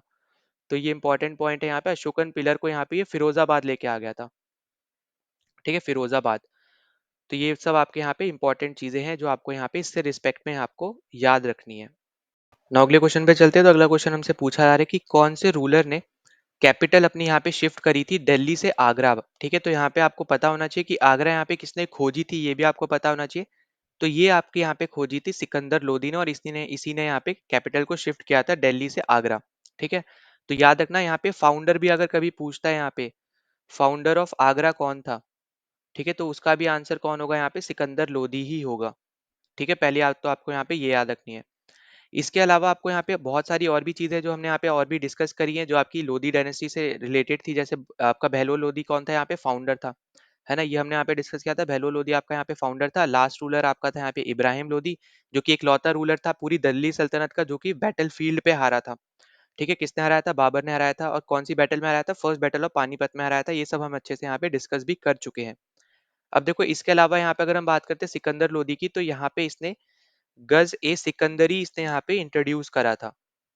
अब इसका मतलब क्या है, यहाँ पे मेजर करने का यहाँ पे बेसिकली एक सिस्टम इसने इंट्रोड्यूस किया था, ठीक है। कैसे आप यहाँ पे कल्टीवेटेड फील्ड्स को मेजर करोगे, वो इसने यहाँ पे एक सिस्टम इंट्रोड्यूस किया था, जो कि आपसे पूछ सकता है कितने डिजिट का था, तो ये था आपका 32 डिजिट्स का, ठीक है। तो ये नंबर भी याद रखना है, 32 डिजिट्स का यहाँ पे गजे सिकंदरी इसने लॉन्च किया था या फिर इंट्रोड्यूस किया था, जो कि कल्टीवेटेड फील्ड्स को मेजर करने में काम करता था, ठीक है। तो ये सब आपको यहाँ पे याद रखना है। और ये एक आपका फेनेटिकल मुस्लिम था, मतलब अ, एक तरीके से आप ये समझ लो कि जो दूसरे रिलीजन थे उनकी ये रिस्पेक्ट नहीं करता था, यहाँ पे बाकी सब काम बस यहाँ पे वो करता था, ठीक है। आप बाकी आप समझ जाओगे, ठीक है, बाकी सब तो। अब उसके बाद अगर हम यहाँ पे आगे बात करते हैं इससे रिलेटेड, तो इसने यहाँ पे कॉन्कर किया था, यहाँ पे किस किस को कॉन्कर किया था, तो ये आपको यहाँ पे याद रखना है। वो है आपका यहाँ पे बिहार, ठीक है, बिहार को कॉन्कर किया था इसने, और वेस्ट बंगाल को भी इसने यहाँ पे कॉन्कर किया था। इसका अगर टाइम पीरियड पूछता है कोई, तो वो आपका हो जाएगा यहाँ पे 1419 से लेके 1517 तक, ठीक है। वहीं पे अगर आपको बहलूल लोधी से पूछता है यहाँ पे टाइम पीरियड, तो यह हो जाएगा आपका 1451 से 1480 आपका 8 तक, ठीक। और आपका जो इब्राहिम लोदी है, तो इब्राहिम लोदी का यहाँ पे हो जाएगा 1517 से लेके 1526 तक, क्योंकि आपकी फर्स्ट बैटल ऑफ पानीपत कब लड़ी थी, 1526 में ही लड़ी गई थी, हमने यहाँ पे सब डिस्कस भी किया है। तो बस इतनी सी चीज आपको यहाँ पे याद रखनी है। ऐसा बहुत ज्यादा इंपॉर्टेंट आपकी ये डायनेस्टी नहीं है, लोधी डायनेस्टी, पर इंपॉर्टेंट इसलिए बन जाती है क्योंकि ये लास्ट डायनेस्टी थी। तो आपको यहाँ पे रूलर पता होना चाहिए, और आगरा वाला स्पेशल केस है जो आपको पता होना चाहिए किसने यहाँ पे बनाया था, ठीक है। यहाँ पे ये सब इंपॉर्टेंट चीजें हैं। नौ अगला क्वेश्चन आपसे पूछा जा रहा है, जो आपके अलवर्स थे, ठीक है, भक्ति मूवमेंट में, तो वो आपके यहाँ पे किसके डिवोटी थे। तो यहाँ पे आपको राइट आंसर हो जाएगा यहाँ पे विष्णु भगवान के डिवोटी थे। और जो आपके यहाँ पे नयनार्स थे, ठीक है, नयनार्स, तो वो आपके डिवोटी थे यहाँ पे लॉर्ड शिवा के, ठीक है। अब जैसे आपको पता है यहाँ पे शिव भगवान की यहाँ पे तीसरी आंख भी है जो यहाँ पे बंद रहती है, तो उसके रिस्पेक्ट में आप यहाँ पे याद रख सकते हो नयन मतलब क्या होता है, आंख होता है, तो इसलिए आप इजीली याद रख सकते हो नयनार मतलब यहाँ पे भगवान शिव के भक्त थे और विष्णु भगवान के भक्त थे अलवर्स।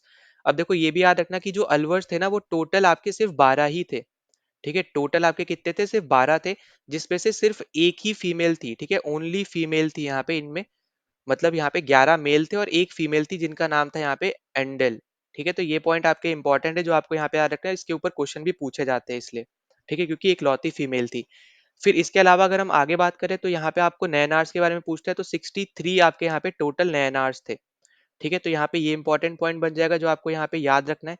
इसके अलावा आपको यहाँ पे और क्या याद रखना है कि यहाँ पे 3 फीमेल थी, ठीक है, 3 फीमेल थी आपकी।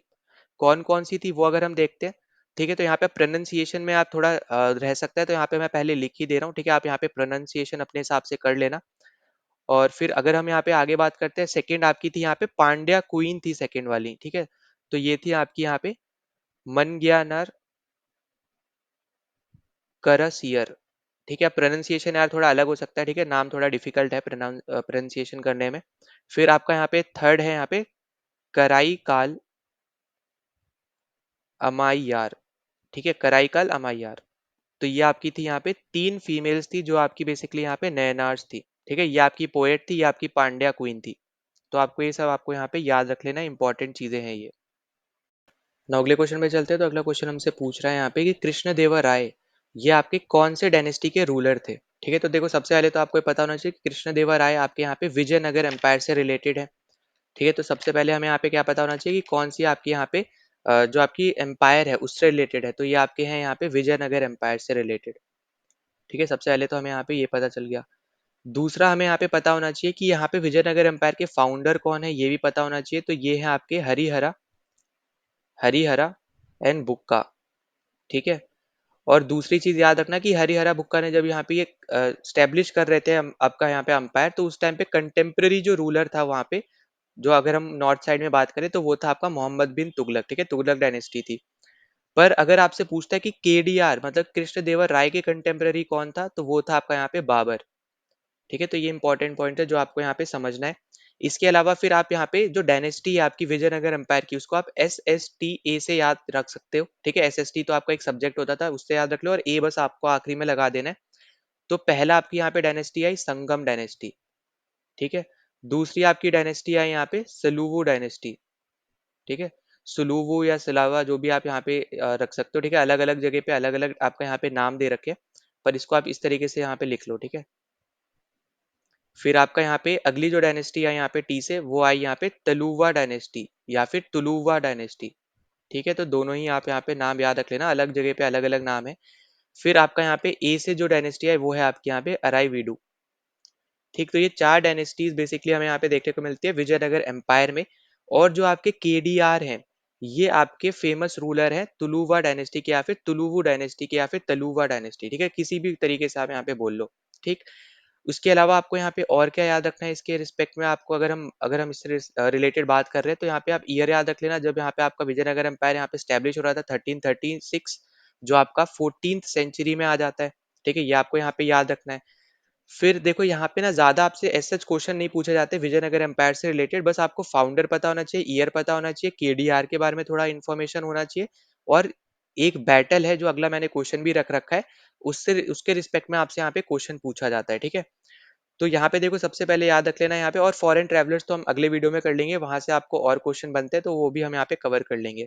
ठीक, अब देखो यहाँ पे जो आपके केडीआर है, इनके टाइम पीरियड पे दो आपके फॉरेन ट्रैवलर्स आए थे, तो यहाँ पे मैं बस उनके बारे में डिस्कस कर देता हूँ। एक था आपका यहाँ पे डुआर्टे बारबोसा। ठीक है, बारबोसा, और एक था आपका यहाँ पे डोमिंगो पेस। डोमिंगो पेस, और दोनों ही आपके कौन थे यहाँ पे, ये पोर्चुगीज थे। ठीक है, पोर्चुगीज ट्रैवलर्स थे, यही आपको बस यहाँ पे याद रखना है। फिर इनके टाइम पीरियड पे आपको 8 स्कॉलर्स देखने को मिलते हैं। ठीक है, जिनका इन्होंने यहाँ पे एक टाइटल भी दे रखा था एक तरीके से, वो था यहाँ पे अष्ट दिगराजास। ठीक है, अष्ट दिगराजा। ठीक है, तो ये बस आपको यहाँ पे याद रख लेना, ये आपके यहाँ पे थे। उसके अलावा यहाँ पे कौन कौन से थे वो अब आने वाले क्वेश्चंस में हम लोग थोड़ा डिस्कस कर लेंगे, वरना इनमें से एक एक तो आपको यहाँ पे पता ही होगा, वो है आपके यहाँ पे तेनाली रामाकृष्ण। ठीक है, इनके बारे में आपको यहाँ पे ज्यादा पता ही होगा। फिर यहाँ पे ये आर्किटेक्चर भी थे यहाँ पे किसके, विजय, आपके यहाँ पे विजय महल के। ठीक है, विजय महल हो गया आपका, यहाँ पे हजारा महल था। ठीक है, हजारा महल था। फिर इसके अलावा यहाँ पे एक आपका था यहाँ पे विट्ठल स्वामी टेम्पल। विट्ठल स्वामी टेम्पल। ठीक है, ये सब आपको यहाँ पे याद रख लेना है केडीआर के रिस्पेक्ट में। ठीक है, तो इतनी चीज आपको अभी यहाँ पे याद रख लेनी है। फिर इसके आगे हम लोग यहाँ पे बैटल की बात करेंगे, तो हम वहाँ पे और भी चीजें डिस्कस कर लेंगे। ठीक है, जितनी भी आपके यहाँ पे इंपॉर्टेंट चीज थी यहाँ पे इनसे रिलेटेड, वो सब हमने यहाँ पे डिस्कस कर लिया। कोई भी डाउट होता है कमेंट सेक्शन में आप जरूर मेंशन कर देना। फिर आप चलते हैं अब हम अपने अगले क्वेश्चन पे, जो आपका यहाँ पे इस वीडियो का लास्ट क्वेश्चन रहेगा और 50th क्वेश्चन रहेगा। आपसे पूछा जा रहा है कि कौन सी बैटल ने विजयनगर एम्पायर को यहाँ पे कंप्लीटली डिस्ट्रॉय कर दिया, मतलब यहाँ पे खत्म ही कर दिया एक तरीके से। अच्छा, यहाँ पे पिछले में एक चीज रह गई, ये याद रख लेना, यहाँ पे क्या रह गया, कैपिटल रह गई है ना। तो कैपिटल थी आपकी यहाँ पे हम्पी। ठीक है, कैपिटल क्या थी आपकी यहाँ पे, हम्पी थी। फिर वापस आ जाते हैं, तो कौन सी बैटल थी यहाँ पे, तो उसको हम लोग बोलते हैं बैटल ऑफ तालीकोटा, या फिर आपको कहीं कहीं देखने को मिलेगा यहाँ पे राक्षसी तंगड़ी। ठीक है, राक्षसी तंगड़ी। तो ये दोनों ही नाम याद रखने हैं, बैटल ऑफ तालीकोटा भी और बैटल ऑफ राक्षसी तंगड़ी भी, इस तरीके से याद रख लेना। और रिवर आपसे पूछता है तो वो आप याद रख लेना यहाँ पे कृष्णा रिवर। ठीक है, कृष्णा रिवर के बैंक पे ये लड़ाई आपकी यहाँ पे लड़ी गई थी। ठीक है, तो ये आपका यहाँ पे इंपॉर्टेंट हो जाएगा, यहाँ पे ये याद रख लेना। विजयनगर एम्पायर की तरफ से आपके कौन लड़ रहे थे, वो थे आपके यहाँ पे रामा राया। रामा राया जो आपकी लास्ट डायनेस्टी थी ना यहाँ पे अराई वीडू, उसके आपके यहाँ पे ये रूलर थे। ठीक है, फिर आपके यहाँ पे जो मुगल रूलर्स थे, मतलब 5 सल्तनत ने मिलके बेसिकली यहाँ पे लड़ाई लड़ी थी यहाँ पे विजयनगर एम्पायर के साथ, ठीक है? तो यहाँ पे वो 5 सल्तनत कौन-सी थी जिसने यहाँ पे विजयनगर एम्पायर के अगेंस्ट लड़ाई लड़ी थी? एक थी आपकी यहाँ पे बीजापुर, आपको ऑप्शन में दे सकता है, ठीक है? याद रखना। बीजापुर, फिर दूसरी थी आपकी यहाँ पे बीदार, फिर थी आपकी यहाँ पे अहमदनगर, ठीक है? अहमदनगर, फिर आपका था यहाँ पे बेरार और एक लास्ट आपका था यहाँ पे गोलकोंडा, ठीक है? गोलकोंडा। तो ये 5 आपकी हो गई डायनेस्टी जो आपको यहाँ पे याद रखनी है। अब देखो इसके अलावा यहाँ पे आपसे पूछते हैं कि कौन सी डायनेस्टी, मतलब ये हो गई आपकी जगह, ठीक है? कौन सी जगह की आपकी डायनेस्टी ने लड़ा था, पर आपसे कभी कभी पूछते हैं कि कौन सी डायनेस्टी कहाँ पे थी, आपको मैच द फॉलोइंग में दे सकता है। तो बीजापुर में हमें देखने को मिलती है आदिल शाही, ठीक है? आदिल शाही। फिर बीदार में हमें देखने को मिलता है यहाँ पे जो आपके थे यहाँ पे बारिद शाही, ठीक है? बारिद शाही। अहमदनगर में हमें यहाँ पे कौन सी देखने को मिलती है? निजाम शाही, निजाम शाही। फिर बेरार में हमें यहाँ पे देखने को मिलती है इमाद शाही, ठीक है? यहाँ पे बस आपको पहले नाम याद रखना है, बाकी तो आप यहाँ पे कर जाओगे। फिर आपका यहाँ पे गोलकोंडा जो है, यहाँ पे हमें देखने को मिलता है कुतुब शाही, कुतुब शाही, ठीक है? तो ये डायनेस्टी से रिलेटेड जनरली क्वेश्चन पूछता है, अगर फाउंडर से रिलेटेड पूछ ले तो देखो यहाँ पे इस तरीके से याद रखते हैं। बीजापुर का फाउंडर था यहाँ पे यूसुफ आदिल शाह, ठीक है? यूसुफ आदिल शाह। फिर बीदार का यहाँ पे कौन फाउंडर था? यहाँ पे बीदार का था आमिर अली बारिद, ठीक है? नाम में ही आपको दिख रहा है बादल शाही, तो बारिद। फिर अहमदनगर का यहाँ पे कौन फाउंडर था? तो यहाँ पे इसके भी नाम में आपको दिख जाएगा, वो है आपका यहाँ पे मलिक अहमद। फिर बेरार का यहाँ पे कौन फाउंडर था यहाँ पे? तो इसका फाउंडर बस अलग से याद रख लेना, वो है आपका यहाँ पे उला इमाद शाही, ठीक है? अब देखो यहाँ पे उला करके भी दे सकता है कंप्लीट नाम देने की जगह, तो इसलिए मैं आपको बोल रहा हूँ यहाँ पे याद रख लेना। फिर आपका यहाँ पे गोलकोंडा का यहाँ पे कौन था? तो ये था आपका कुतुब शाह, ठीक है? कुतुब शाह। तो ये फाउंडर्स करा दिए मैंने, डायनेस्टी कौन थी ये करा दी, कौन से 5 सल्तनत ने मिलकर लड़ाई लड़ी थी ये हमने यहाँ पे डिस्कस कर लिया है। कुछ भी डाउट होगा तो यहाँ पे आप जरूर यहाँ पे कमेंट कर देना, ठीक है? यहाँ पे मैं इसको स्पेलिंग सही कर दूं, तो ये आपको यहाँ पे याद रख लेना है, कौन से 5 सल्तनत थी ये आपको यहाँ पे इंपॉर्टेंट है, ठीक है? और रूलर कौन थे यहाँ पे विजयनगर एम्पायर से जो लड़ रहे थे, मतलब उन विजयनगर एम्पायर की तरफ से लड़ रहे थे, वो थे आपके रामा राय अराईवीडू के यहाँ पे थे, ठीक है? बाकी बैटल का यहाँ पे नाम याद रख लेना, बाकी सब चीज हमने यहाँ पे इसके रिलेटेड डिस्कस कर ली है। तो इसी के साथ हमने यहाँ पे अपने इस वीडियो के 25 क्वेश्चन डिस्कस कर लिए, जिसके साथ हमारे यहाँ पे टोटल 50 क्वेश्चन हमारे यहाँ पे कंप्लीट हो गए हैं। अगले 2 दिन और हम यहाँ पे 50 क्वेश्चंस करके अपना हिस्ट्री मतलब कंप्लीट अपने जो जीके है वो यहाँ पे कंप्लीट कर लेंगे। इसके बाहर से आपको यहाँ पे क्वेश्चन बहुत कम देखने को मिलेंगे, ज्यादा चांसेस आपको इन्हीं टॉपिक से रिलेटेड है, तभी मैं आपको जो क्वेश्चन आया है वो भी करा रहा हूँ, उसमें जो ऑप्शन है उसको भी बता रहा हूँ, और जो टॉपिक है जिस टॉपिक से वो क्वेश्चन आया वो भी आपको मैं कंप्लीट करा दे रहा हूँ, ठीक है? तो यहाँ पे सबसे ज्यादा चांस रहेगा आपका यहाँ पे कि आपके यहाँ पे क्वेश्चंस मैच होने के। तो चलो, अगर आपको यहाँ पे कोई भी डाउट होता है कमेंट सेक्शन में जरूर मेंशन कर देना, सजेशन होता है वो भी मेंशन कर देना। टेलीग्राम चैनल ज्वाइन नहीं किया है तो यहाँ पे इसको ज्वाइन कर लेना, यहाँ पे इसको ज्वाइन कर सकते हो, टेलीग्राम पे जाके यहाँ पे सर्च कर सकते हो, वरना मैंने डिस्क्रिप्शन में लिंक दे रखा है, वहां से जाके आप ज्वाइन कर लेना, ठीक है?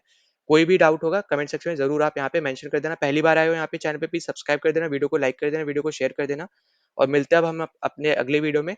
जय हिंद।